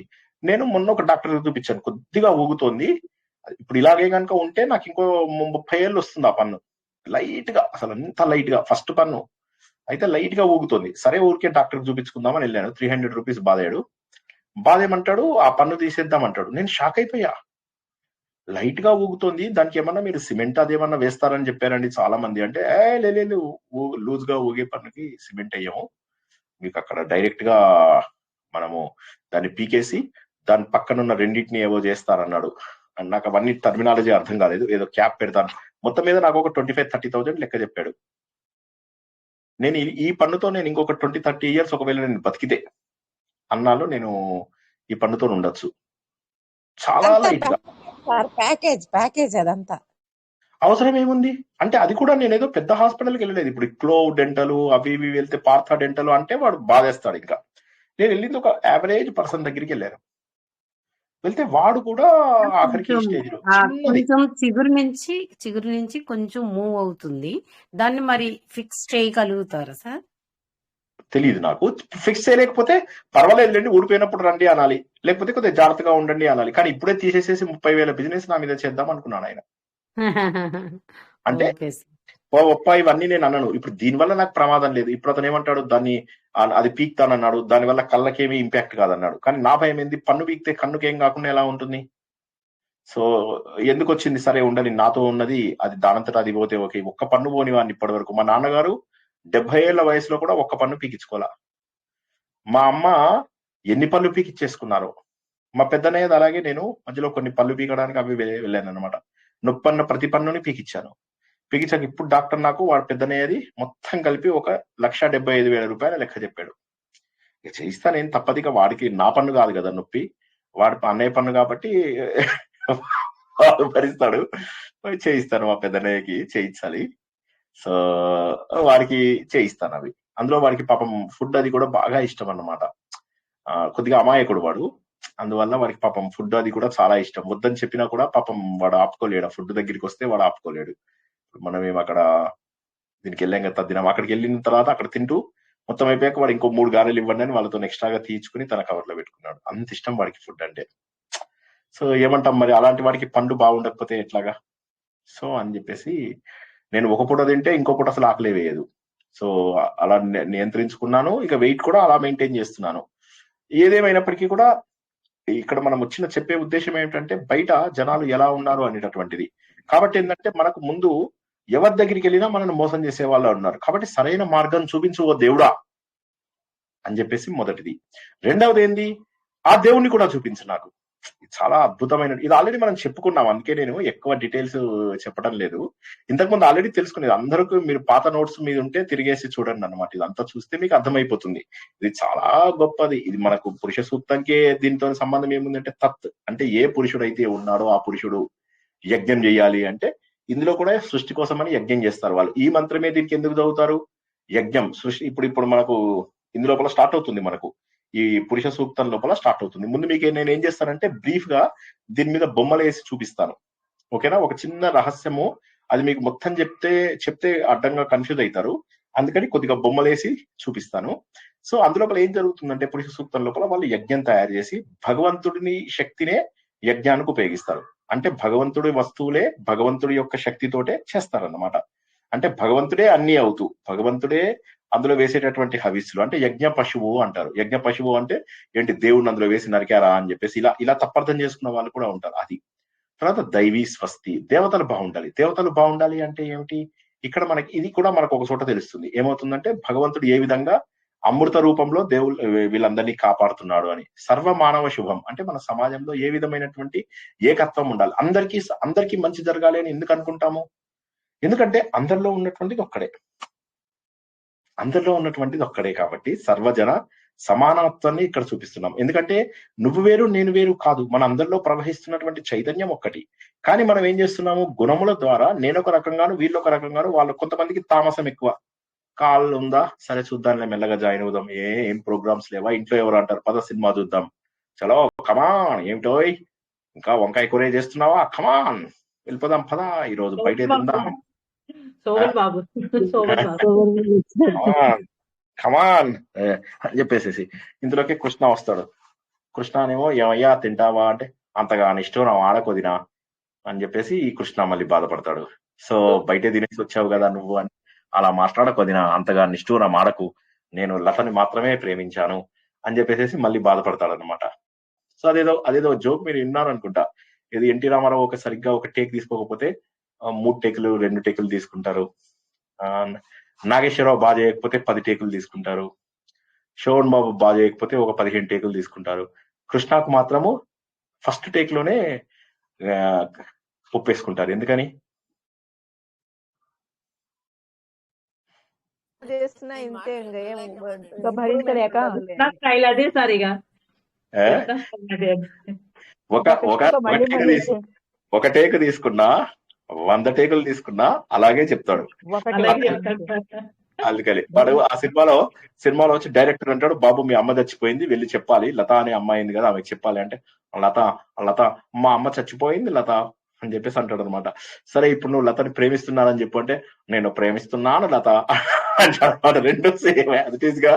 సో అందుకోసం అని చెప్పేసి ఒకటే టేక్ లో అయిపోతుంది అని చెప్పేసి చెప్తూ ఉంటారు. మొన్న చెప్పాను కదా రామారావుది కృష్ణాది ఒక డైలాగు. రామారావు ఏమో చెప్తాడు, అర్జునుడు కృష్ణుడితో చెప్తుంటాడు, సుభద్ర చెల్లెలు నీకు నాకు భార్య అని చెప్పేసి అంటాడు. సరే అదే డైలాగ్ కృష్ణకి ఇస్తారు. అప్పుడు కృష్ణ నువ్వు చెప్పవా అంటే, సుభద్ర చెల్లెలు నీకు నాకు భార్య అని చెప్పేసి చెప్తాడు. ఇప్పుడు సుభద్రకు ఒక చెల్లెల్ని తీసుకొచ్చి ఇద్దరికి భార్య చేసేసాడు మొత్తం మీద. So anyway coming back to ఇది, ఇప్పుడు ఇక్కడ దేవుళ్ళ విషయం లోపల అలా జరగదు. ఎవరు వేరు కాదు, ఇక్కడ అందరూ ఒక్కటే, అందరూ వేరు. ఇప్పుడు మన దగ్గర మన స్టూడెంట్స్ ఎట్లా ఉంటారంటే బతక ఎవరిది వాళ్ళకు బిజీగా ఉంటారు, ఎవరి లైఫ్ లో వాళ్ళు ఉంటారు. ఎందుకు ఇవన్నీ నడిచిపోతుంది కదా ఇలా నడవని, మనవలతోటి మనవరాలతోటి మా ఇంట్లో అందరూ అన్నదమ్ములము అక్క చెల్లెళ్ళము అందరం కలిసి ఉన్నాం, గొడవలు చేసుకుందాం, మాట్లాడుకుందాం, కబుర్లు చెప్పుకుందాం, ఇంతే. ఇందులోపల పాతుకుపోతారు కానీ ఇందులోంచి బయటికి రావాలనుకోరు. తెలుసుకున్నా కూడా కొంతమంది బయటికి రారు, చాలా మందికి తెలియని కూడా తెలియదు. సో ఇక్కడ మనకు తెలిసేది ఏంటంటే అందరిలో ఉన్నటువంటి ఏదైతే ఒక చైతన్యం ఉందో ఆ చైతన్యం ఒక్కటే. కాబట్టి ఇక్కడ భేషజం అని అన్నాడు. భేషజం అంటే ఏంది? ఆరోగ్యం. ఏ రకమైనటువంటి ఆరోగ్యము? మానసిక ఆరోగ్యం, శారీరక ఆరోగ్యము. అదైతే పురుష సూక్తంలో అది ఆత్మజ్ఞానాన్ని సూచిస్తుంది. మనకు పురుష సూక్తం ఎండింగ్ లోపల ఆత్మజ్ఞానం తెలుస్తుంది.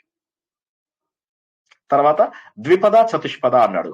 అంటే అన్నిట్లలో ఉన్నటువంటిది ఒక పరమ పురుషుడే అన్నటువంటి విషయాన్ని మనకు తెలియజేసేటటువంటి మహోన్నతమైనటువంటి శాంతి మంత్రం అన్నమాట. ఇది శాంతి మంత్రం అనేటటువంటిది ఏంటి? ముందు ఒక ప్రార్థన. ఈ ప్రార్థన ద్వారా ఏమవుతుంది? మనకు పురుషుడు సాక్షాత్కారం కావాలి. మనకు పురుష సూక్తం అయ్యేసరికి పురుషుడు సాక్షాత్కారం కావాలి. ఎవరి పురుషుడు? ఇప్పుడు ఒక్కసారి మనం కొద్దిగా బొమ్మలు వేసుకుంటాం. కొద్దిగా జాగ్రత్తగా ఉంటారా? కొద్దిగా జాగ్రత్తగా వింటారా? నాకు తెలియట్లేదు నేను ఎలా చెప్పాలనేది, కొద్దిగా కన్ఫ్యూజ్ అవుతున్నాను నేను కూడాను. నా దగ్గర ఓ 1000 కోట్ల రూపాయలు ఉన్నాయి. నా దగ్గర 1000 కోట్ల రూపాయలు ఉన్నాయి. ఇంకా నాకు ఎంత వస్తే హ్యాపీగా ఉంటుందండి? ఇంకా నాకు అవసరమా? హలో ఎవరైనా ఇప్పుడు కొద్దిగా ఇక్కడ నుంచి ఒక 10 నిమిషాలు జాగ్రత్తగా వినండి. ఒక 10 నిమిషాలు కొద్దిగా జాగ్రత్తగా వింటే నేను కొద్దిగా మీకు పురుష సూక్తము ఇలా ఎవరు చెప్పుండకపోవచ్చు మీకు, ఎందుకంటే ఇది ఇంకొక పద్ధతిలో నేను చెప్పడానికి ట్రై చేస్తున్నాను. లైట్ దీని మీద పడితే కొద్దిగా చెప్పండి నాకు. ఓకే, ఇది మొత్తం ఇక ఇది ఉన్నదంతా ఇదే అనుకోండి. ఇది నా దగ్గర ఒక 1,00,000 కోట్లు ఉన్నాయి. ఎన్ని? 1,00,000 కోట్లు. ఇప్పుడు నేను ఎంత ఇస్తే నేను పూరింపబడతాను అంటే నాకు ఇంకా సాటిస్ఫాక్షన్ అనిపిస్తుంది, పూర్ణత్వం సిద్ధిస్తుంది నాకు. మీ మానసిక స్థితిని బట్టి ఉంటుంది సార్. ఎన్ని వేల కోట్లు ఇచ్చినా సరిపోదు సార్. అది మనుషుల లెక్క లేదు. కానీ ఇతనికి ఎంత అవసరం? ఇప్పుడు ఇతనికి నిజంగా ఎంత అవసరం? ఇది సరిపోతుందా లేదా? నాకు ఒక్కటి చెప్పండి ఫస్ట్. ఇది సరిపోతుందా లేదా? కొన్ని జన్మలకు సరిపోతుంది. మోర్ దెన్ రైట్, అది రాసుకోండి. ఇది మొత్తము కూడా పూర్ణత్వము అని చెప్పి రాసుకోండి. పూర్ణత్వమే పురుషుడు అని చెప్పి రాసుకోండి. పూర్ణత్వమే పురుషుడు అని చెప్పి రాసుకోండి. ఈ పలక మొత్తము పూర్ణత్వం. అంటే ఇంతకంటే ఎక్కువ మనం రాయడానికి లేదు, ఇంతకంటే ఎక్కువ మనకి ఇంకా అవసరం కూడా లేదన్నమాట. సో పూర్ణత్వమే పురుషుడు రాసుకోండి. పూర్ణత్వమే పురుషుడు, పూర్ణత్వమే పురుషుడు. ఓకేనా? రైట్. ఇప్పుడు ఏం చేద్దామంటే, ఈ పూర్ణత్వంగా ఉన్నప్పుడు నాకేమనిపించింది, సరే నా దగ్గర ఎలాగో డబ్బు ఉంది, అన్ని ఉన్నాయి, నాకు సరిపోయినాయి, అన్ని సరిపోయినాయి. ఓకే, ఇందులోపల నుంచి కొద్ది భాగాన్ని తీసుకొని ఒక కంపెనీ స్టార్ట్ చేద్దాం అనుకున్నా. కనిపిస్తుందా అండి? ఏంటో డల్ గా ఉందా? కనిపించట్లేదా? డల్ గా కొంచెం డల్ గా ఉంది సార్. అంటే లైటింగ్ పడుతుంది సార్, అంతే. ఇటు పెట్టండి. ఇది నేను పూర్ణుణ్ణి. ఇంకా నాకు ఇంతకంటే ఏం అవసరం లేదు. ఈ జన్మకు కాదు, కొన్ని కోట్ల జన్మకు కూడా అవసరం లేదు. ఇది దేవుడు. ఓకే, ఈ పలక మొత్తము దేవుడు. ఓకే, అందరు కొద్దిగా జాగ్రత్తగా వినండి. మీకు పురుష సూక్తం ఇంకా మళ్ళా ఎవ్వరు చెప్పక్కర్లేదు ప్రపంచంలో. ఓకేనా? కొద్దిగా చిన్నపిల్లలు వింటున్నట్టుగా వినండి. ఓకేనా? అఫ్ కోర్స్ మీరంతా చాలా చిన్న పిల్లలు, సో కొద్దిగా జాగ్రత్తగా వినండి ప్లీజ్. ఇందులోంచి నేనేం చేశానంటే ఒక కంపెనీ స్టార్ట్ చేశా. ఓకేనా? ఒక కంపెనీ స్టార్ట్ చేశా. ఇందులో రకరకాల డిపార్ట్మెంట్స్ ఉన్నాయి. రకరకాల డిపార్ట్మెంట్స్ క్రియేట్ చేశాను. ఇందులో వివిధ రకాల డిపార్ట్మెంట్స్ ని క్రియేట్ చేసేసాను నేను. నాలో ఎంత భాగాన్ని ఉపయోగించానండి? ఎవరైనా మాట్లాడాలి ప్లీజ్. పావు భాగం రాసుకోండి. పావు భాగంలో వివిధ రూపములలో పావు భాగంలో వివిధ రూపములలో అందరూ పెన్ను పేపర్ తెచ్చుకున్నారా? సార్ పెన్ అంటే ఏంటి సార్? పేపర్ అంటే ఏంటి సార్? ఏం మాట్లాడతారు సార్? ఏం దిమాక్ ఉందా మీకు? దేడి దిమాక్? చిన్నప్పుడు ఎప్పుడో మానేసాం మేము. ఎన్నో పేపర్ తెచ్చుకుంటున్నా. సో వివిధ రూపములలో అని బ్రాకెట్ లో విరాట రూపములలో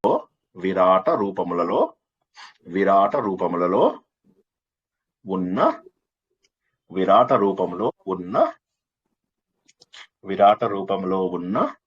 విరాట పురుషుడు. ఇదేమో పూర్ణ పురుషుడు. దీన్ని ఏమంటారు? ఈ మొత్తంని ఒకసారి, ఈ మొత్తం ఏంటి?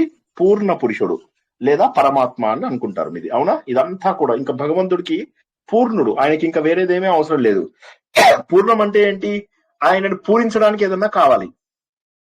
ఆయనను పూరించడానికి ఇంకేం అవసరం లేదు. కాబట్టి ఇది పరమాత్మ లేదా పూర్ణ పురుషుడు. ఈ మొత్తం కలిపి రెండవది. ఇది మొదటిది. ఇది రెండవది. ఈ డబ్బా ఏమో రెండవది.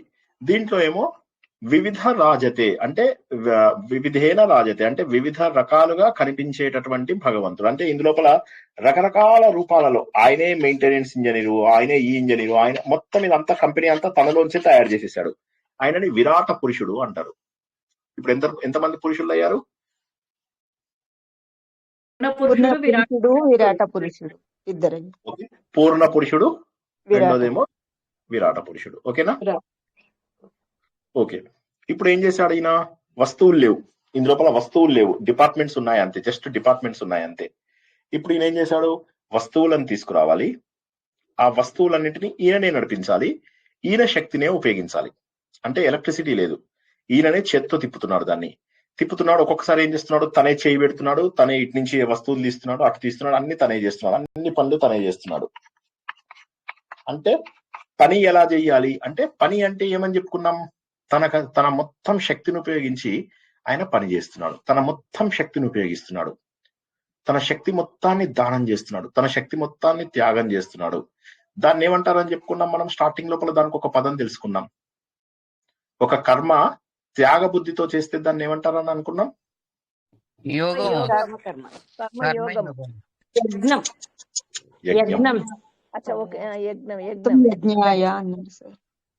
సో ఇప్పుడు ఆయన ఏంటి? ముందు విరాట పురుషుడుగా ఉన్నప్పుడేమో వివిధ డిపార్ట్మెంట్స్ ని తయారు చేసేసాడు అంతే ఆయన. ఇప్పుడేం చేస్తున్నాడు? ఇందులో పనులన్నీ కూడా తనే చేస్తున్నాడు. యజ్ఞ రూపంలో తనే ఉన్నాడు. యజ్ఞ రూపంలో అన్ని తనే చేస్తున్నాడు. యజ్ఞ రూపంలో మొత్తం తనే తయారు చేశాడు. ఆయనని యజ్ఞ పురుషుడు అంటారు. రాసుకోండి.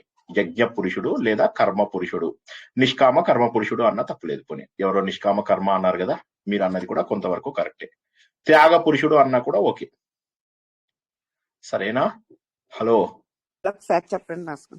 యజ్ఞ రూపంలో, యజ్ఞ రూపం అంటే ముందు అసలు అర్థమైందా లేదా చెప్పండి ఫస్ట్. ఏం చేస్తున్నాడు? ఏమర్థమైంది ఇక్కడ? మూడో దాంట్లో ఏమర్థమైంది చెప్పండి.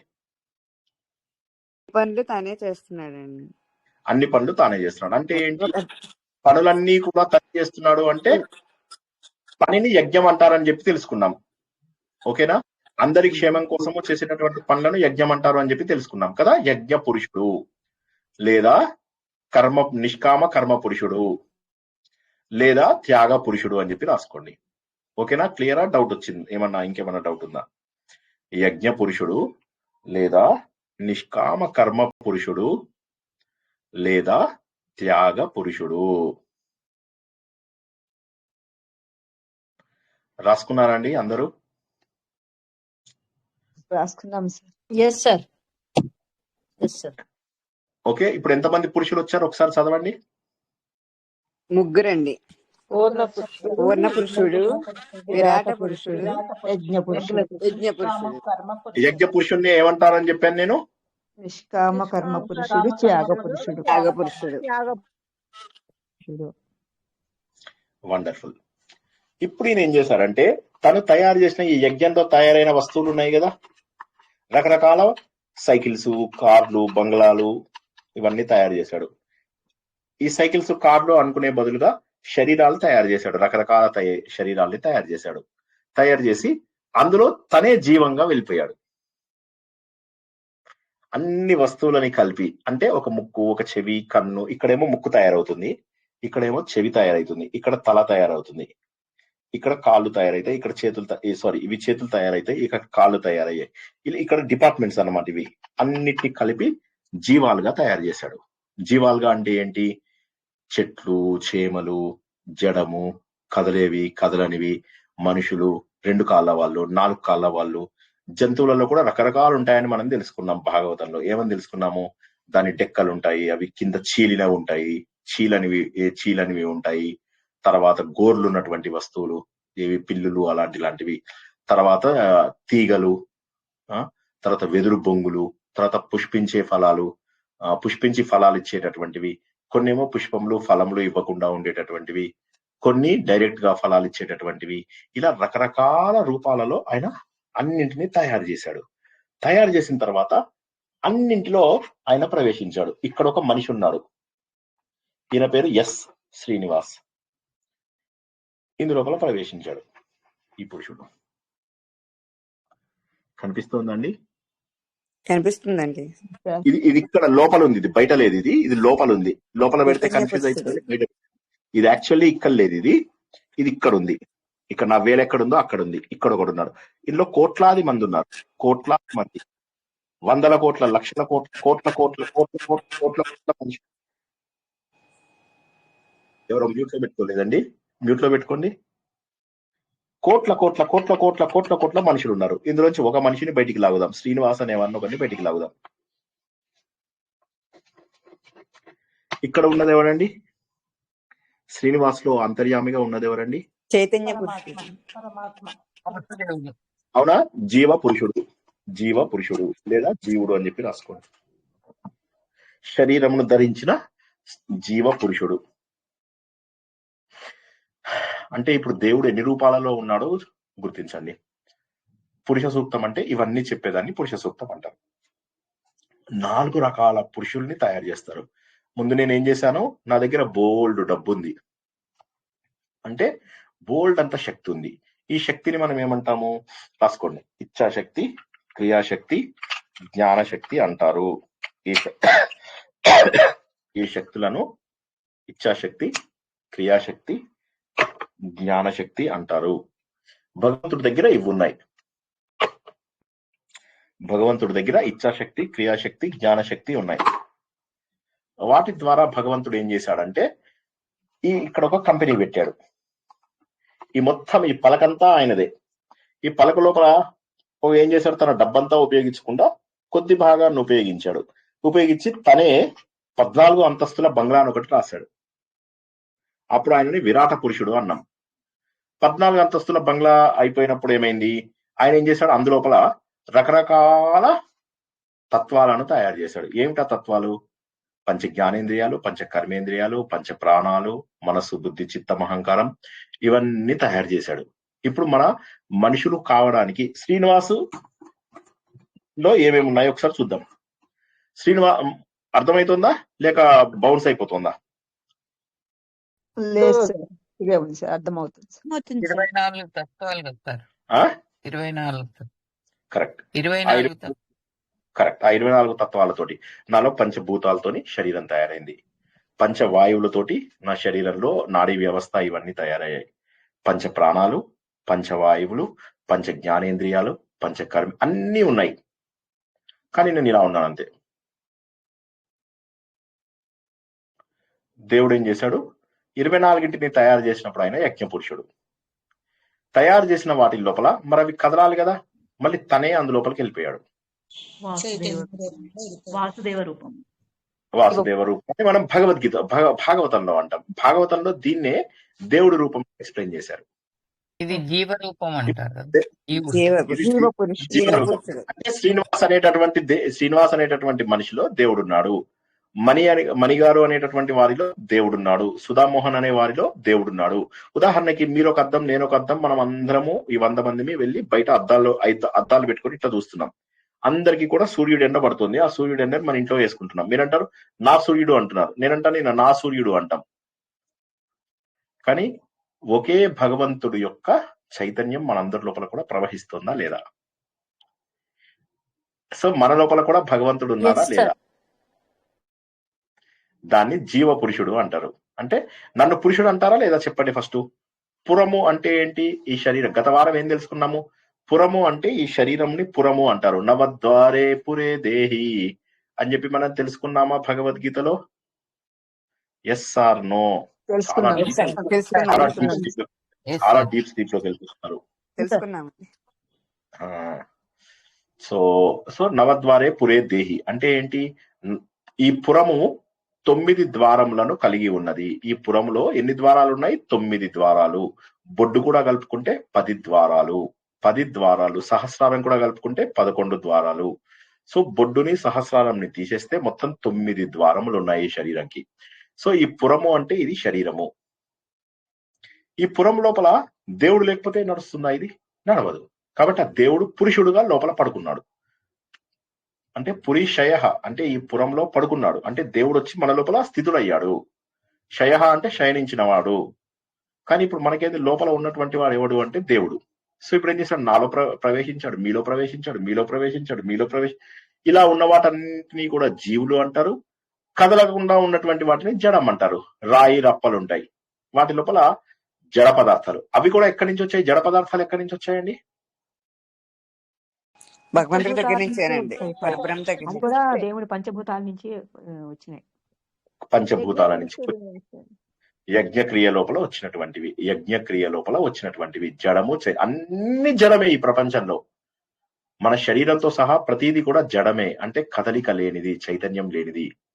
ఎప్పుడైతే భగవంతుడు జీవులని సృష్టించి అందరిలోకి వచ్చాడో అప్పుడు వాళ్ళని జీవ పురుషుడు అంటారు. ఎవరైనా 4 పురుషుల గురించి ఒకసారి ఎక్స్ప్లెయిన్ చేస్తారండి?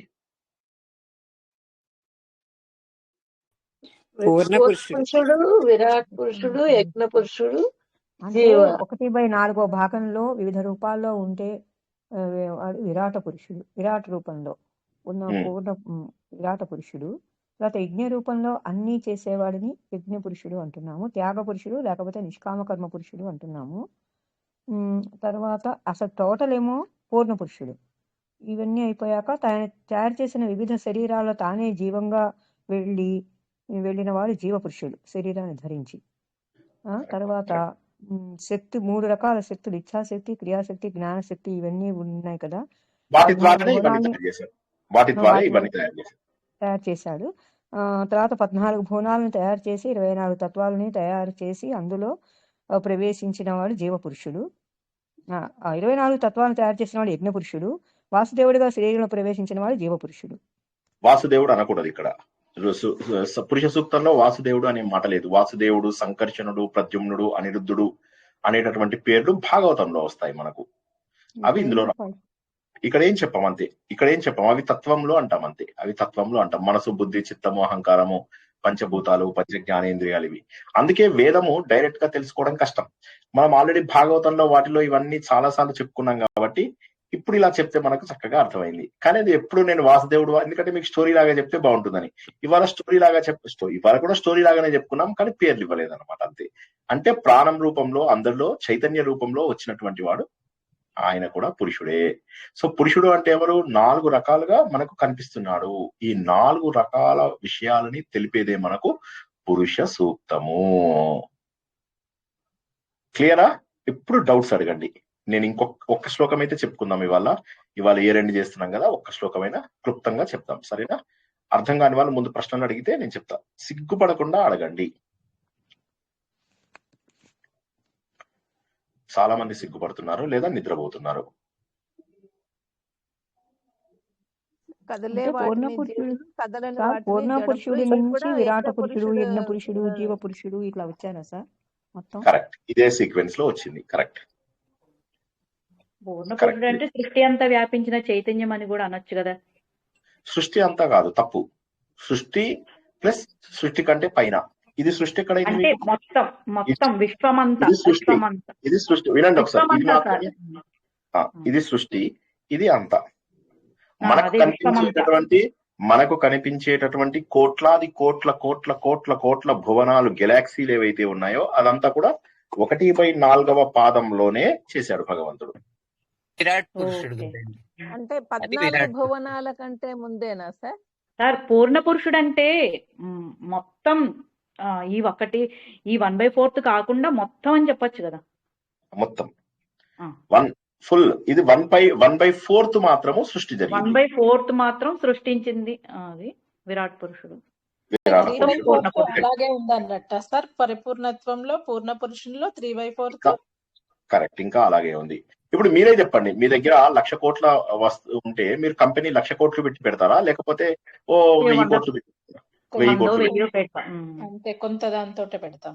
ఓకే. అలాగే పూర్ణ పురుషుడు అంటే పరమాత్మ, అందులో పరమాత్మ. 1/4 భాగంలో 1000 రూపాయలు విరాట రూపంలో ఉన్నవాడు విరాట పురుషుడు. అట్లా ఒక్కొక్కళ్ళు వచ్చారు. విరాట పురుషుడు అందులోపల రకరకాల వస్తువులను తయారు చేసిన వాడు, అంటే శరీరాన్ని తయారు చేసినవాడు. అక్కడ అంటాడు ఒక డిపార్ట్మెంట్ పేరు ముక్కు డిపార్ట్మెంట్ అంటారా, అందులోపల అన్ని ముక్కులు తయారవుతాయి. ఇంకోటి చెవుల డిపార్ట్మెంట్, చెవులు తయారవుతాయి. ఇవన్నీ కూడా పంచభూతాలు అనేటటువంటివి ఇచ్చేసి వీటన్నిటిని తయారు చేస్తాడు. తయారు చేసిన తర్వాత వీటన్నిటిని అసెంబుల్ చేసేది ఒక యూనిట్ ఉంటుంది. ఆ అసెంబుల్ యూనిట్ లోపల ఏమవుతుంది అంటే కాళ్ళు చేతులు ఇవన్నీ ప్రాపర్ గా కలుపుతారు. కలపగానే ఒక మనిషి రూపం వస్తుంది అనమాట. అప్పుడు ఏమవుతుందంటే అది అసెంబ్లీ అనమాట. అసెంబ్లీ అయిపోయాక ఇప్పుడు మంచిగా చక్కగా ఒక రూపం వచ్చింది. వచ్చిన తర్వాత మళ్ళీ ప్రాణాలు ఇవ్వాలి, గాలి లోపలికి వెళ్ళేటటువంటి సిస్టమ్ ఇవ్వాలి, అన్ని ఇవ్వాలి. ఇప్పుడు ఉదాహరణకి మీరు ఒక ఫ్యాన్ తయారు చేయాలనుకోండి, ఒక గ్రైండర్ తయారు చేయాలనుకోండి, అన్ని తయారు చేసిన తర్వాత ఇంటికి వచ్చాక ఎలక్ట్రిసిటీ పెట్టినప్పుడు మాత్రమే అది పనిచేస్తుంది. ఆ ఎలక్ట్రిసిటీ పెట్టకపోతే అది పనిచేస్తుందా?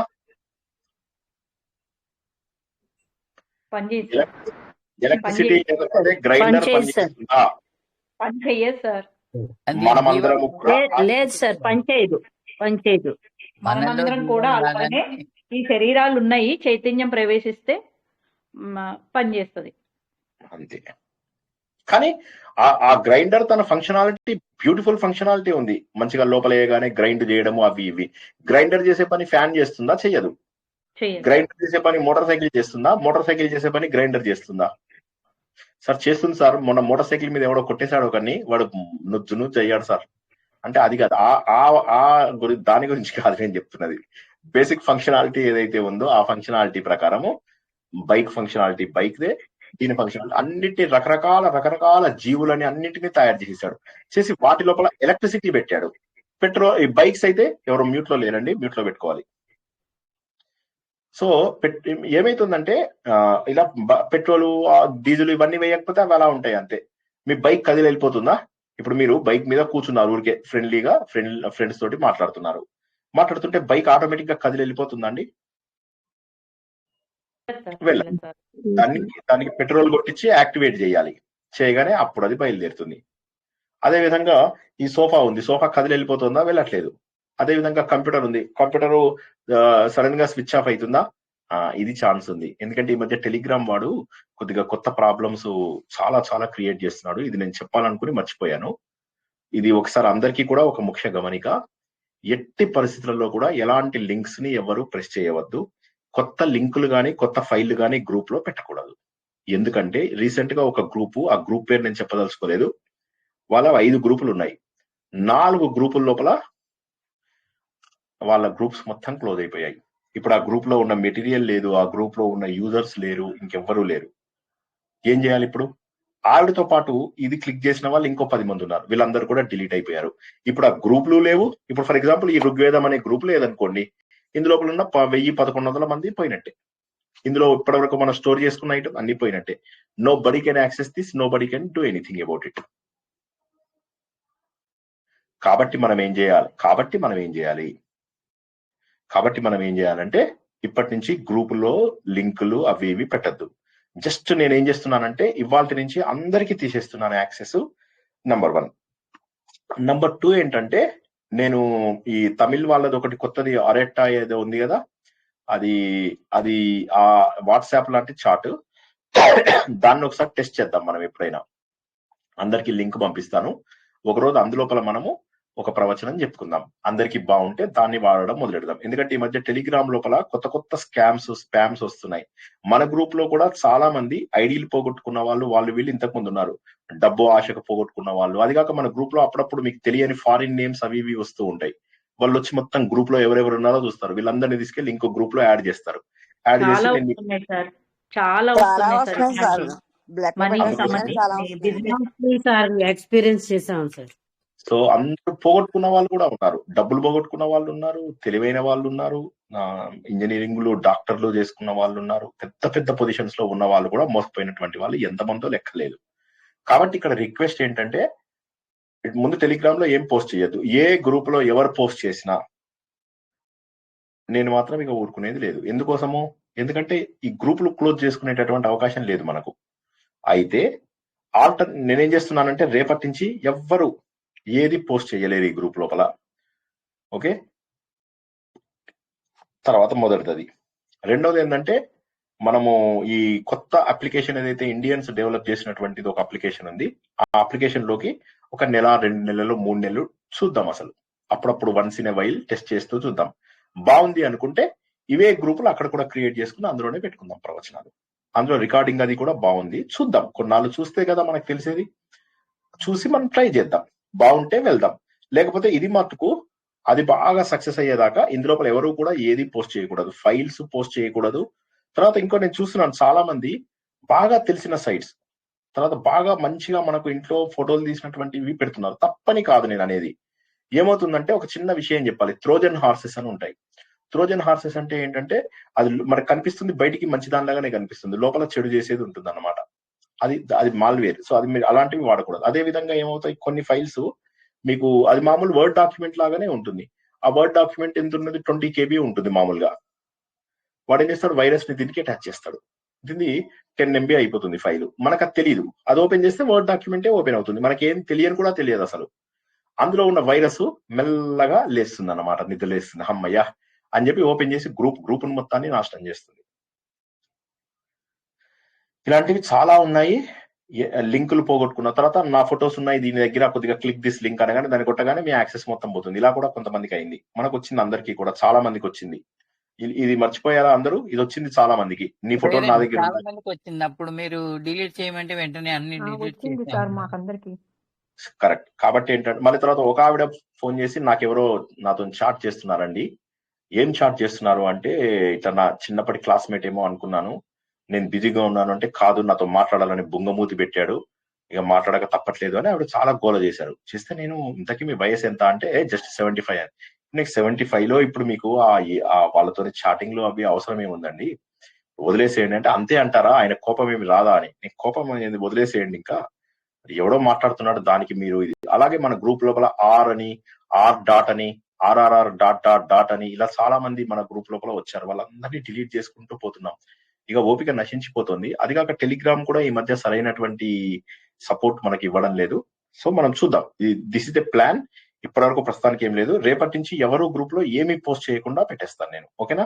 సో ఏమన్నా ఉంటే నాకు పంపించండి, నేను గ్రూప్ లో పెడతాను. ఇది కొన్నాళ్ల పాటు. తర్వాత మనము కొత్త యాప్ ఎలా ఉందో చూసుకున్న తర్వాత ఒక 3 నెలలకో 4 నెలలకో మనం, లేదా ఉగాది తర్వాత అనుకున్నాం కదా ప్రవచనాలు నేను కొద్దిగా తగ్గించుకుంటానని, అప్పుడు బహుశా అందులోపల పెట్టుకోవడానికి ప్రయత్నం చేద్దాం. ఈ గ్రూపులనేమి తీసేయను, ఈ గ్రూపుల్ని నేను క్లోజ్ చేయను. ఈ గ్రూపులు అలాగే యథాతథంగా కొనసాగుతాయి. ఒకవేళ మనకి ఏదన్నా ఇబ్బంది వస్తే మనకు ఒక బ్యాకప్ ప్లాన్ ఉండాలి కదా. కేవలం ఇది బ్యాకప్ ప్లాన్ మాత్రమే. ఎవరు గ్రూప్ లో, ఏ గ్రూప్ లో, ఇంక్లూడింగ్ మీ ప్రాక్టీస్ గ్రూప్స్ లో కూడా సరే, నేను చెప్తున్నది పొరపాటున కూడా మీకు తెలిసిన ఫైల్ అయినా కూడా పోస్ట్ చేయకండి, తెలిసిన వెబ్సైట్ అయినా కూడా పోస్ట్ చేయకండి. మీరు 1000% కాన్ఫిడెంట్ అయితేనే పోస్ట్ చేయండి. మీరు మంచి కోసం చేస్తారు, అవతల ఏదో అవుతుంది. తర్వాత ఎవడెవడో నాకు ఈ టెంపుల్ కి డబ్బులు కావాలి, ఆ టెంపుల్ కి డబ్బులు కావాలని డొనేషన్స్ అడుగుతుంటారు. ఫలానా చోట మీకు ఏదో కొత్త కోర్సు స్టార్ట్ అవుతుంది, అక్కడ జాయిన్ అవ్వండి అని కొంతమంది అంటారు. ఇలాంటివన్నీ కూడా యాక్సెప్ట్ చెయ్యము. ఓకే, రేపు 1 జనవరి అందరూ జాగ్రత్తగా ఉండండి. జస్ట్ ఇది ఇన్ఫర్మేషన్ మాత్రమే. No coming back to our ఇది, అటువంటి పరమ పురుషుడు ఎవరైతే ఉన్నాడో ఆయన పరమ పురుషుడు గాను, విరాట పురుషుడు గాను, యజ్ఞ పురుషుడు లేదా నిష్కామ పురుషుడు గాను, జీవ పురుషుడు గాను 4 రకాలుగా ఉన్నాడు.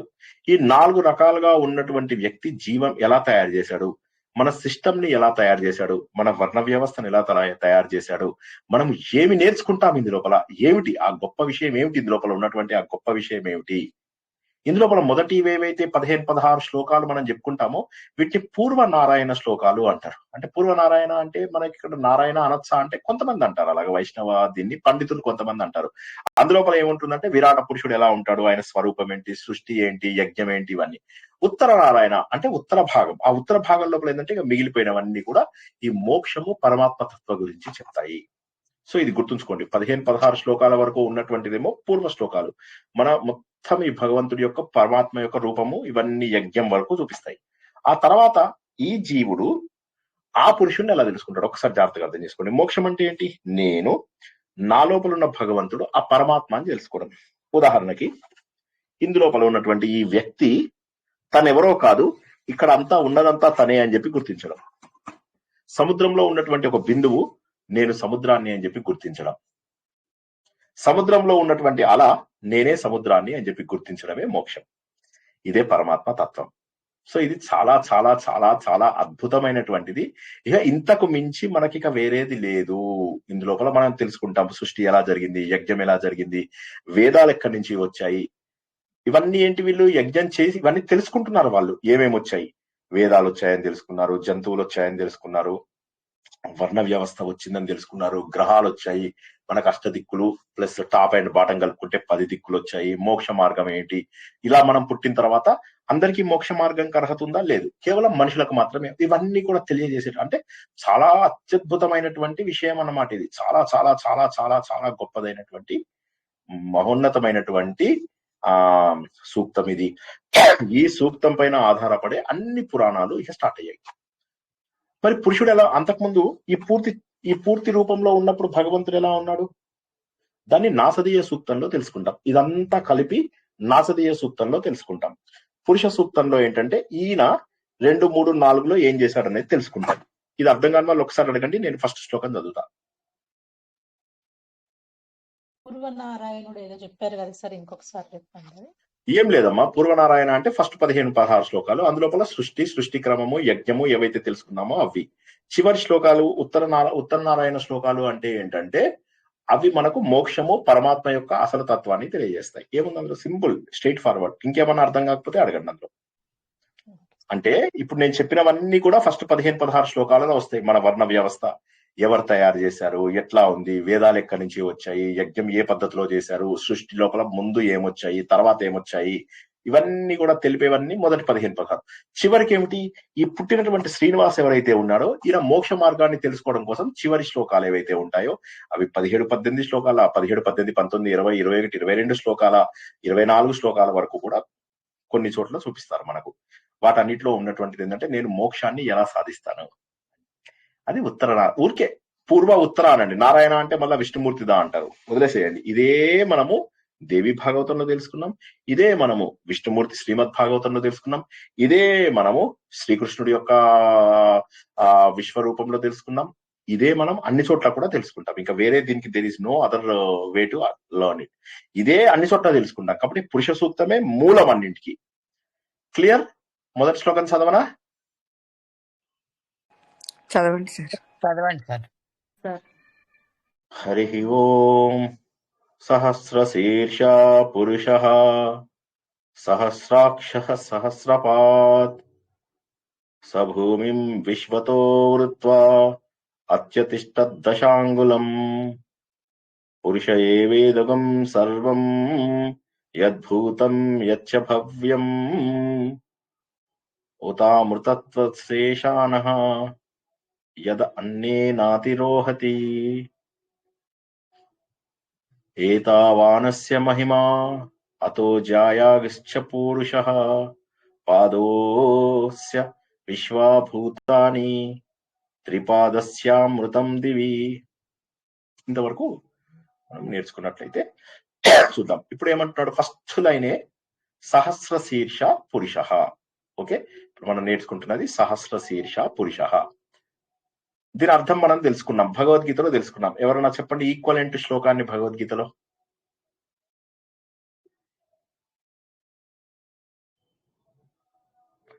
భగవద్గీతలో దీని యొక్క సమానమైనటువంటి శ్లోకాన్ని చెప్పండి. చాలా మంది బట్టీలు కొట్టారు కదా భగవద్గీతలో.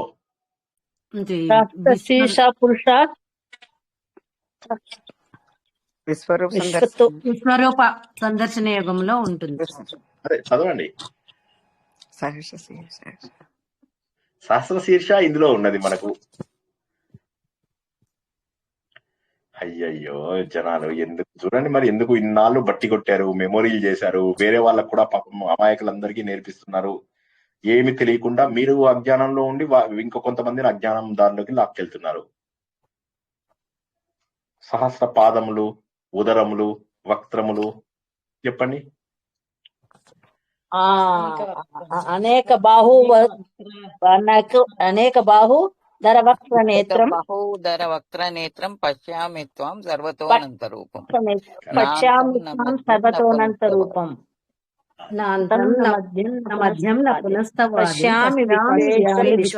విశ్వరూప. అమ్మయ్యా.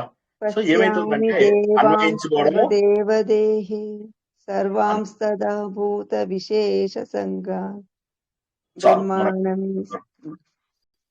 ఇప్పుడు మనకేంటి ఇక్కడ సహస్ర శీర్ష అన్నాడు. సహస్రము అంటే ఏంటి? మనందరి ఇప్పుడు మనందరి తలలు ఎవరివండి? మనందరి అది కరెక్టే. మన అందరి తలలు ఎవరివి? భగవంతుడు. ఈ తల భగవంతుడి తలలోంచి వచ్చిందే. భగవంతుడు తన తలలోంచి మన అందరి తలలు, మన అందరి తలలు కూడా భగవంతుడి తలలే. మన అందరి పుట్టలు కూడా భగవంతుడి పుట్టలే. మన అందరి కళ్ళు కూడా భగవంతుడి కళ్ళే. మనని వ్యష్టి అంటారు, భగవంతుడిని సమిష్టి అంటారు. వ్యష్టి సమిష్టి. సముద్రంలో బిందువుని వ్యష్టి అంటారు, సముద్రంని సమిష్టి అంటారు. వ్యక్తి సామాజిక శక్తి, వ్యక్తి సామాజిక శక్తి. వ్యష్టి సమిష్టి, వ్యష్టి సమిష్టి. సమిష్టిగా మనం కృషి చేద్దాం అంటారు. నేను వ్యష్టిగా చేస్తాను అన్నాను అనుకోండి, నేను ఒక్కడిని చేస్తాను అని చెప్పేసి. సమిష్టిగా చేసుకుంటాము అంటే అందరం కలిసి చేద్దాము అని. సో సమిష్టి అనేటటువంటిది భగవంతుడిని సూచిస్తుంది, వ్యష్టి అనేటటువంటిది నన్ను చూపిస్తుంది. ఒక గుంపంతా కలిసి వెళ్ళారు. ఎవరు వీళ్ళు అంటే హిందువులు అంటారు. సో గుంపుకు ఒకటే పేరు పెట్టారు.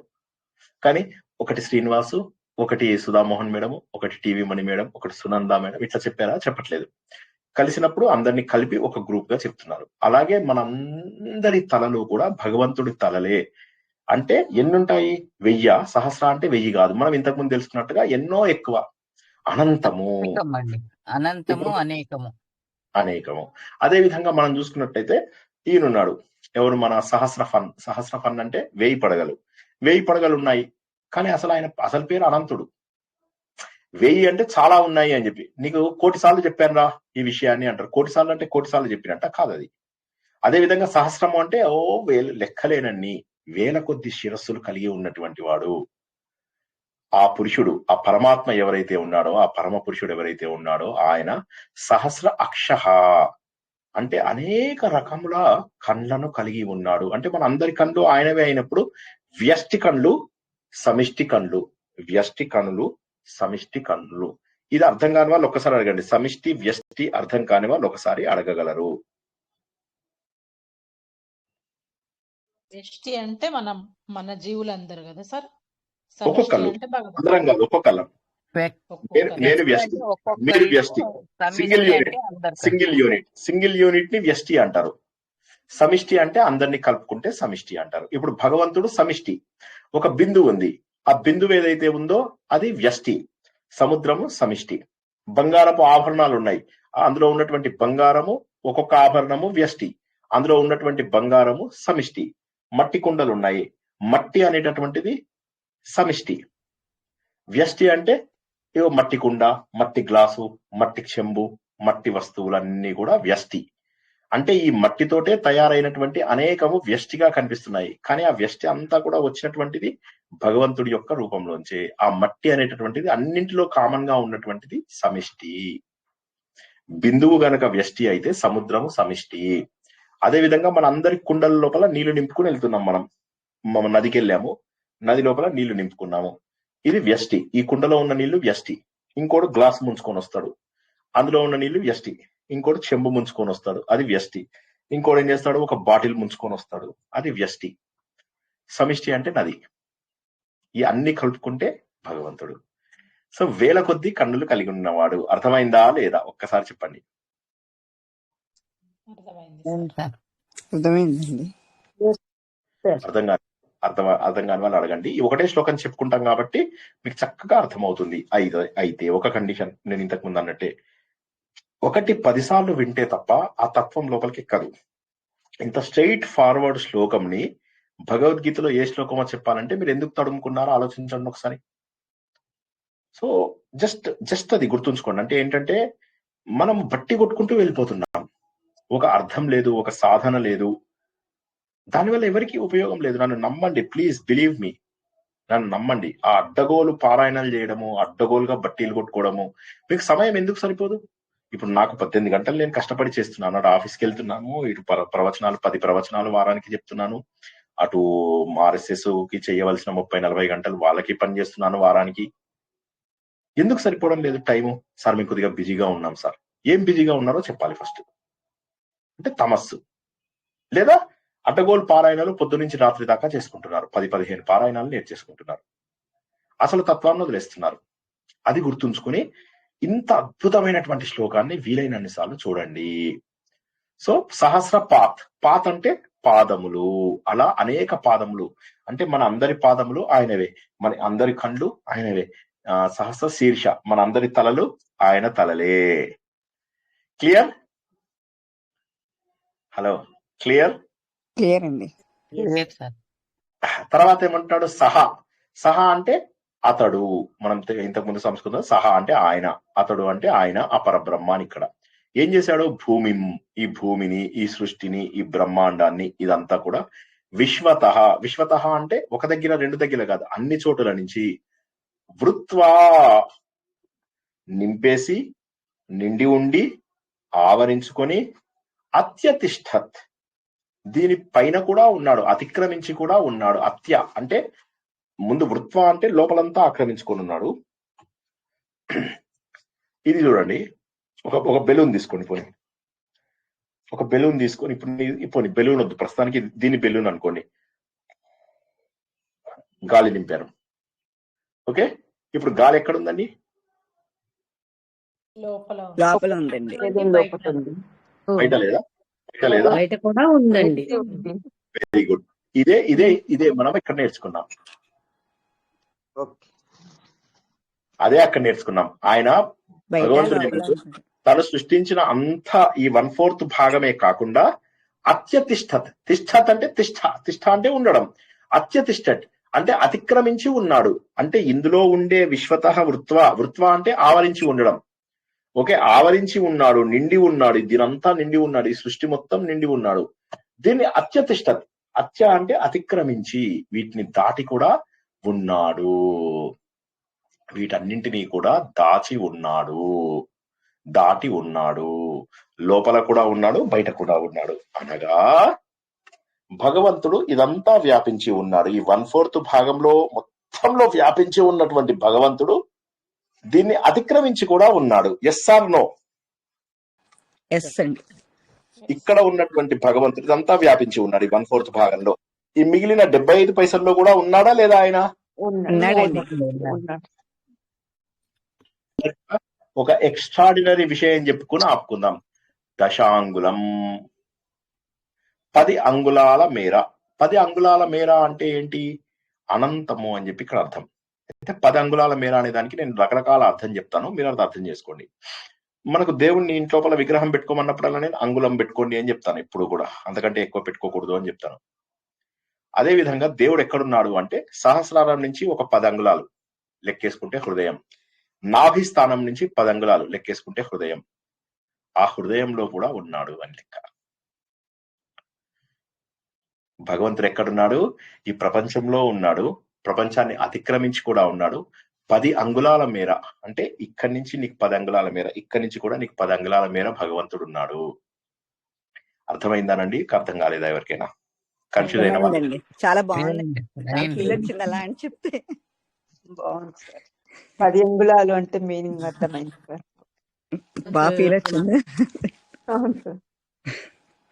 ఆత్మసుఖము వీడి నీ ఆట కొరకు పాత్ర పోషణ చేసిది సూత్రధారి, విశ్రమించదు నీ పాదం ఆశ్రయించి పరమ కరుణాంతరంగా శ్రీ పాండురంగ. జై శ్రీకృష్ణ. ఎంత అద్భుతమైనటువంటి విషయాలు తెలుసుకుంటున్నాము అంటే, సృష్టి ఎలా ఏర్పడింది, ప్రపంచంలో ఎవ్వరు ఏ ధర్మంలోనూ ఏ మతంలోనూ చెప్పనటువంటి విషయాలను మనం ఇక్కడ తెలుసుకుంటున్నాము. ఏ భగవంతుడైతే, ఈ బొమ్మను ఒకసారి గుర్తుంచుకోండి, ఈ ప్రవచనం 3 సార్లు 4 సార్లు వినండి, పెన్ను పేపర్ తోటి పెట్టిన ప్రతి ఐటమ్ ని మీరు గుర్తుంచుకోండి. ఈ శ్లోకంలో మీకు అర్థం కానిది ఏదన్నా ఉందా? ఈ శ్లోకం లోపల నేను మళ్ళీ ఒకసారి చదువుతాను చూడండి. శ్లోకము ఎంతవరకు చెప్పుకున్నామో అంతవరకే చదువుతా. హరి ఓం. సహస్రశీర్ష పురుషః సహస్రాక్ష సహస్రపాత్ సభూమిం విశ్వతో ఋత్వా అత్యతిష్ట దశాంగులం. ఇంతవరకు తెలుసుకున్నాం మనం. ఇందులోపల ఏ పదమైనా అర్థం కాకపోతే, ఒక్క పదం అర్థం కాకపోయినా కూడా అడగండి. సహస్ర అంటే అనేకమైన, శీర్ష అంటే తలలు, సహస్ర శీర్ష పురుష పురుషుడు, సహస్రాక్ష అక్షములు అంటే కళ్ళు, సహస్ర అంటే వేలాది కళ్ళను కలిగి ఉన్నాడు, అంటే మన అందరి కళ్ళు ఆయనవే. భగవద్గీతలో ఏమనుకున్నాం? అందరి పొట్టలు ఆయనవే, అందరి దంతాలు ఆయనవే, అందరి పొట్ట, ఏ ఒక్కడికి పొట్టకి పెట్టినా భగవంతుడికి పెట్టినట్టే, ఏ ఒక్కడి పొట్ట కొట్టినా భగవంతుడు పొట్ట కొట్టినట్టే. అదే మనం తెలుసుకున్నాం. భగవంతుడు రేపు మనం తెలుసుకునేటటువంటి భగవద్గీతలో, రేపు 1 జనవరి నాడు భగవద్గీతలో అత్యద్భుతమైనటువంటి భగవంతుడి యొక్క అంతర్యామి తత్వాన్ని తెలుసుకుంటాము. భగవంతుడు మనం YTD లోపల యజ్ఞం తెలుసుకున్నాము, తపస్సు గురించి తెలుసుకోబోతున్నాం. అన్నిటికంటే కష్టమైనటువంటిది తపస్సు, తపించడం భగవంతుడికి. ఆ తపస్సు అనేది రేపు తెలుసుకుంటాం మనం. తపస్సు మానసిక, శారీరక, వాచకమని, ఇవి 3 కలుపుకొని సాత్విక, రాజసిక, తామసిక గుణాల్లో ఎలా ఉండాలి అనేటటువంటివి రేపు మనం అత్యద్భుతంగా తెలుసుకుంటాం. సో 1 జనవరి నాడు పవిత్రంగా మనం ఉందాం. ఇప్పుడు ఇక్కడ ఏముంది? సహస్ర అక్ష సహస్ర పాత్ అంటే పాదములు.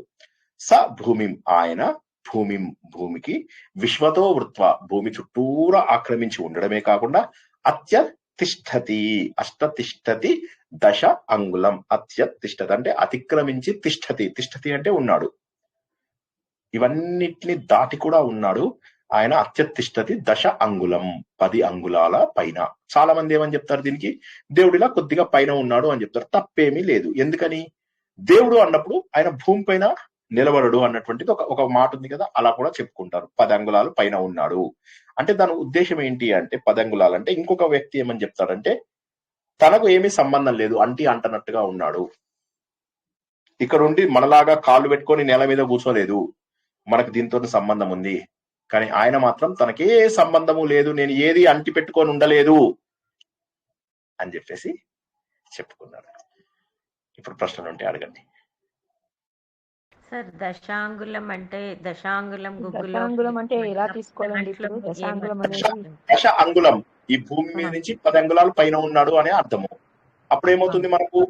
భూమికి అంటకుండా ఉన్నాడు అంటే ఈ అన్నిటికీ కూడా ముట్టుకోకుండా ఉన్నాడు. పద్మపత్రం మివాంభాస లాగా అంటనట్టుగా డిటాచ్డ్ గా ఉన్నాడు ఆయన. 10 అంగుళాలు పైన ఉన్నాడు అంటే ఏంటి? వీటన్నిటికీ అంటనట్టుగా ఉన్నాడు ఆయన. నాకేమీ సంబంధం లేదు, మీ కర్మను నేను మీకే ఇస్తాను, నాకేమీ సంబంధం లేదు అన్నట్టుగా ఒక అర్థం. ఇంకో అర్థం ఏంటి? దేవతలు జనరల్లీ కాస్త భూమికి అంటారు అన్నటువంటి ఒక అర్థం కూడా తీసుకోవచ్చు. అది కాక మూడవ విషయం ఏం చెప్పుకున్నాం? 10 అంగుళాలు మన హృదయంలోనే ఉన్నాడు. సహస్రారం నుంచి గాని ఇక్కడి నుంచి గాని మనలోనే, హృదయంలోనే ఉన్నటువంటి భగవంతుని కూడా పురుషుడు అనే అంటారు. ఆయన ఇక్కడ కూడా ఉన్నాడు. 10 అంగుళాలు నీకు తెలిసినటువంటి 10 అంగుళాల డిస్టెన్స్ లో నీతోటే ఉన్నాడు అని కూడా ఒక మీనింగ్. 3 మీనింగ్స్ చెప్పుకున్నాం. సార్ ఊదిన్ కడ్లే తిప్పేటప్పుడు మంత్రం చెప్తారు కదా సార్, దశాంగులం గుగ్గులో పేతం అని, అది ఇది ఒకటే మీనింగ్?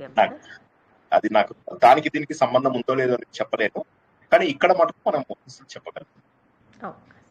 సార్ ఇది అన్నిట్లో చదువుతారా సార్? పురుష సూక్తం ఇట్లా ఎక్కడైనా శ్రాద్ధం చదవచ్చు, పురుష సూక్తం ఎక్కడైనా చదవచ్చు, ఎందుకంటే ఇది సృష్టి రహస్యం. శ్రాద్ధ ఒకటే సమయంలో పంతులు చదివారు సార్ ఇది, అందుకని అడుగుతున్నాను.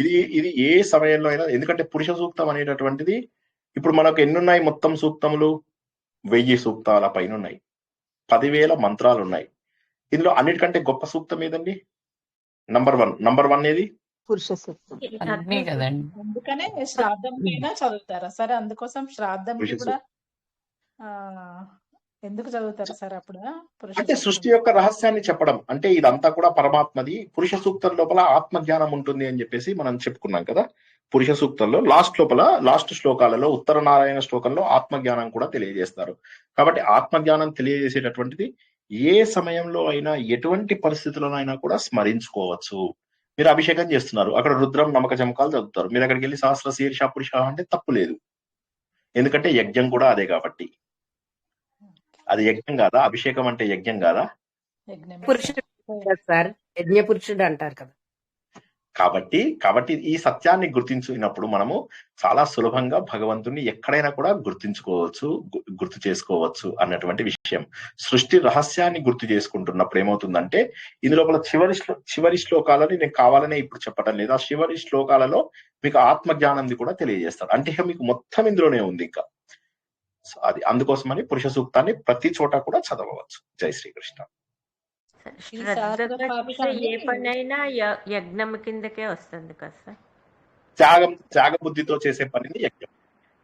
రాసుకోండి. త్యాగ బుద్ధితో చేసేటటువంటి ప్రతి పనిని యజ్ఞం అని అంటారు. ఏ పనైనా సరే.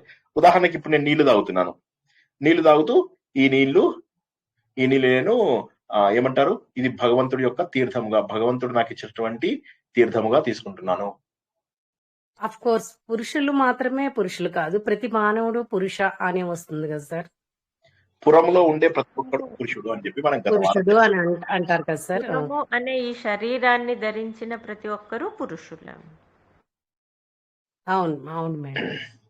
దీంట్లోకి జంతువులు అవి కూడా వస్తాయా సార్? మరి జంతువులకు కూడా శరీరం ఉంది కదా. అవి కూడా పురుషులే.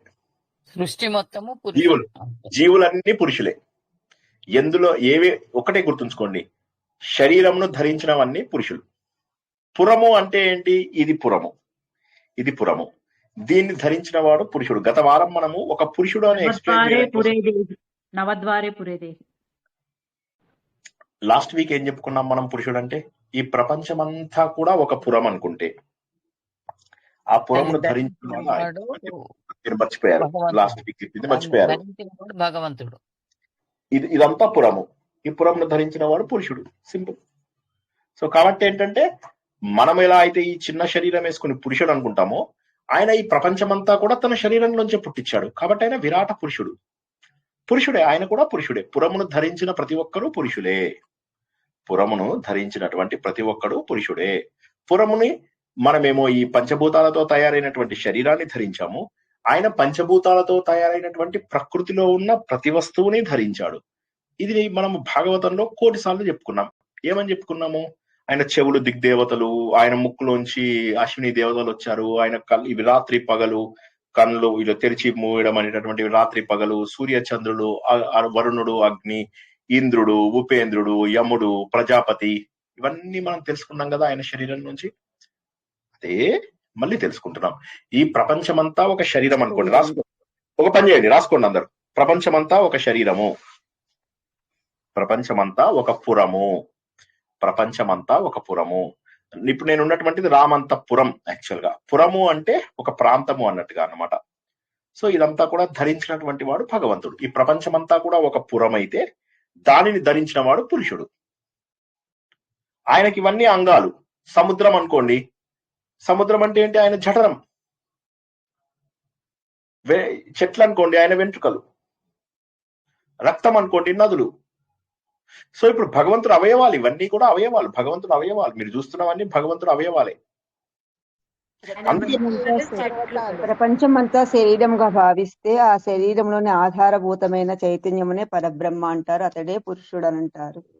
అవును, కానీ దాన్ని ధరించిన వాడు, ఇవన్నీ అయినవాడు కూడా ఆయనే. ఇప్పుడు ఏమైతుందంటే, ఇక్కడ ఇందులో చైతన్యము ఆయనే, ఈ జడ వస్తువులను తయారు చేసింది కూడా ఆయనే. జడ వస్తువులు కూడా ఆయనలోంచే వచ్చాయి. ఇప్పుడు ఇందులోపల ఏమున్నాయి చెప్పండి? ఇందులోపల ఏమీ లేవు, ముందు ఏమీ లేదు. ఇందులో ఉన్న వస్తువులను కూడా తనలోంచే తయారు చేశాడు ఆయన. ఇప్పుడు సాలెపురుగు ఉంది, సాలెపురుగు తనలోంచే ఏ విధంగానైతే వస్తువులను తయారు చేస్తుందో, భగవంతుడు కూడా అలాగే ప్రతిదీ తనలోంచి తయారు చేశాడు. సో దీన్ని ఏమంటాం మనము? ఉపాదాన కారణము అంటాము. ద్రవ్యము, ఇదే మనం ఇందులోపల తెలుసుకున్నాం. ఇందులోపల విష్ణు సహస్రనామంలో కూడా తెలుసుకున్నాం. ఈ ప్రపంచం మొత్తానికి మెటీరియల్ కాజ్, ఉపాదాన కారణం కూడా భగవంతుడే. ఉపాదాన కారణం అంటే ఏంటి? ప్రతి వస్తువు ఆయనలోంచే వచ్చింది. చెట్లు, చేమలు, పంచభూతాలు, పంచజ్ఞానేంద్రియాలు, పంచకర్మేంద్రియాలు, పంచప్రాణాలు అన్ని ఆయనలోంచే వచ్చాయి. కాబట్టి విరాట పురుషుడు అనేవాడు ఈ ప్రపంచం అనేటటువంటి ఒక పురమును తయారు చేసి, రాసుకోండి అందరూ. విరాట పురుషుడు అనగా ఈ అనేక బ్రహ్మాండములు అనబడే ఒక పురమును తయారు చేసి, అనేక బ్రహ్మాండముల కలయిక అయిన ఒక పురము ధరించిన వాడు. అనేక బ్రహ్మాండముల కలయిక అయినటువంటి ఈ పురమును ధరించిన వాడు. నేను ఈ ఒక్క పంచభూతములు, పంచ జ్ఞానేంద్రియాలు, పంచ కర్మేంద్రియాలు, పంచ ప్రాణాలు, మనస్సు, బుద్ధి, చిత్తం, అహంకార, జ్ఞానాలు అనేటటువంటి వాటిని కలిగినటువంటి పురమును ధరించిన వాడను. ఆయన ప్రపంచంలో ఉన్న మొత్తం సృష్టిని ధరించిన వాడు. తనలోంచే సృష్టించి తనే ధరించాడు. అర్థం కాని వాళ్ళు అడగండి, మొహమాట పడకుండా. ఇది అర్థం కావాలి. ఇది ఇంకా అర్థం కాకపోతే ఇంకెప్పటికీ అర్థం కాదు. ఇక ఈ ఒక్క సత్యాన్ని 100 సార్లు రివిజన్ చేసుకోండి, 1,00,000 సార్లు రివిజన్ చేసుకోండి, 1,00,00,000 సార్లు రివిజన్ చేసుకోండి. ఈ ప్రపంచంలో ఉన్న ప్రతి వస్తువు ఆయన తయారు చేసి ఈ మొత్తం ప్రపంచమంతా తనే అయి ఉన్నాడు. అర్థమైందా? సో దీన్ని ఏమంటారంటే ఉపాదాన కారణము, నిమిత్త కారణము అన్ని ఆయనే. ఉపాదాన కారణం అంటే వస్తువులు ఎందులోంచి వచ్చాయో వాటిని ఉపాదానం. ఉదాహరణకి వంట చేసేటప్పుడు మనం గత వారం చెప్పుకున్నాం, మళ్ళా చెప్పిస్తున్నారు నాతోటి. చెప్పుకున్నాం సార్. చెప్పుకున్న లాభం ఏంటి అర్థం కాకపోతే? ఇప్పుడు కూరగాయలు ఉన్నాయి, కూరగాయలు కట్ చేసుకుని పెట్టుకున్నాం, అది ఉపాదానం. ఉప్పు, ఇవన్నీ ఉపాదానం. ఆ తయారు చేసే వ్యక్తి ఎవరు? నేను నిమిత్త కారణం. ఉపాదాన కారణము, నిమిత్త కారణము. ఉపాదాన కారణము, నిమిత్త రెండు కూడా భగవంతుడే. ఇక్కడ రాసుకోండి. ఉపాదానము మరియు నిమిత్తము తనే అయినవాడు పురుషుడు. రాసుకోండి. ఉపాదానము మరియు నిమిత్తము. నిమిత్తం అంటే ఎవరి ద్వారా చేయబడిందో. వస్తువులు ప్లస్ అంటే మెటీరియల్ కూడా ఆయనే తీసుకొచ్చాడు. వాటన్నిటిలో తనే ఉండి తన పనులు చేస్తున్నాడు. తర్వాత వచ్చే యజ్ఞంకి ఇదే వస్తుంది మనకు. యజ్ఞం తెలుసుకున్నప్పుడు ఇది ఇవాళ మీకు అర్థం కాకపోతే ఇంకా అర్థం కానట్టే లెక్కేసుకోండి. ఉపాదానము, నిమిత్తము తనే అయినటువంటి వాడు. అడగండి, డౌట్స్ అడగండి. ఇప్పుడు ఈ సెంటెన్సులు రాసుకోండి. లేకపోతే మీకు ఇంకా రాసుకున్నాక మళ్ళీ మొత్తం ప్రవచనం మళ్ళీ వినండి. 1కి 100 సార్లు వినండి. నేను ఎందుకు చెప్తున్నానో అర్థం చేసుకోండి. ఇదొక్కటి అర్థమైతే మీకు ఇంకా మళ్ళా నేను చాలా రిపీట్ ఏవైతే చేస్తున్నానో ఇవి రిపీట్ చేయవలసినటువంటి అవసరం రాదు, మనకు ఉండదు. ఆ ఒక్క విషయాన్ని గుర్తుంచుకోండి. సహస్రమూర్ధ విశ్వాత్మ సహస్రాక్ష సహస్రపాత్ విష్ణు సహస్రనామంలో సార్ ఇది మళ్ళీ. అవును, అందులో కూడా వచ్చింది. కరెక్ట్. ముందు నేను చెప్పిన ఉపాదాన కారణం, నిమిత్త కారణం అందరికీ అర్థమైనాయా? అర్థమైంది సార్. ఓకే. అందరూ కూడా జ్ఞానం ద్వారా, ఆలోచనల ద్వారా మాత్రమే భగవంతుని అర్థం చేసుకోగలరని, భగవంతుని ఎక్కడో ఒక ఆలయంలోనో ఒక చిన్న ప్లేస్ లోనో ఇరికించేసి ఆయనను మన పిచ్చి కోరికల ద్వారా హింసించకుండా, పిచ్చి పారాయణల ద్వారా ఆయనని బాధ పెట్టకుండా, ఆయన మనల్ని చూస్తేనే భయపడి పారిపోకుండా చేస్తారని ఆశిస్తూ, మనలోనే ఉన్నటువంటి దైవత్వాన్ని వెలికి తీస్తారని మరోసారి ఆశిస్తూ ఈరోజు ప్రవచనాన్ని ముగించుకుంటున్నాము. పునర్దర్శనం రేపు రాత్రి 9 గంటలకు మహోన్నతమైనటువంటి భగవద్గీత. సో నూతన సంవత్సరం, ఆంగ్ల నూతన సంవత్సరం ఏదైతే ఉందో ఆ సంవత్సరాన్ని భగవద్గీతతో మనం చక్కగా ప్రారంభించుకుందాము. అంతవరకు కూడా శుభం భూయాత్. శుభరాత్రి. జై శ్రీకృష్ణ. సార్ చిన్న డౌట్ సార్, దీని గురించి కాదు. గుడికి వెళ్తున్నా కదండి, కొబ్బరికాయ తీసుకెళ్తాను. వాడు ప్రసాదంతో పాటు ఒక అరటిపండు ఇస్తుంటే అరటిపండే తీసుకోవట్లేదండి. నేను నాకు తెచ్చుకుని కొబ్బరికాయ చాక ఒకటే తెచ్చుకుంటున్నాను. పర్వాలేదంటారా? నాకు వద్దని ఇచ్చేస్తాను. నేను తీసుకురాలేదండి, నాకు ప్రసాదం తీసుకోండి, పర్లేదు. నాకు నేను తీసుకురాలేదని ఇచ్చేస్తానండి. ఆయన పూజారి గారికే తీసేసుకోండి. జై శ్రీకృష్ణ. ఓకే, సంతోషం అండి. అందరూ కూడా శుభం. అందరికీ కూడా హ్యాపీ న్యూ ఇయర్. ఎంజాయ్ చేసుకోండి. జై శ్రీకృష్ణ. Happy new year.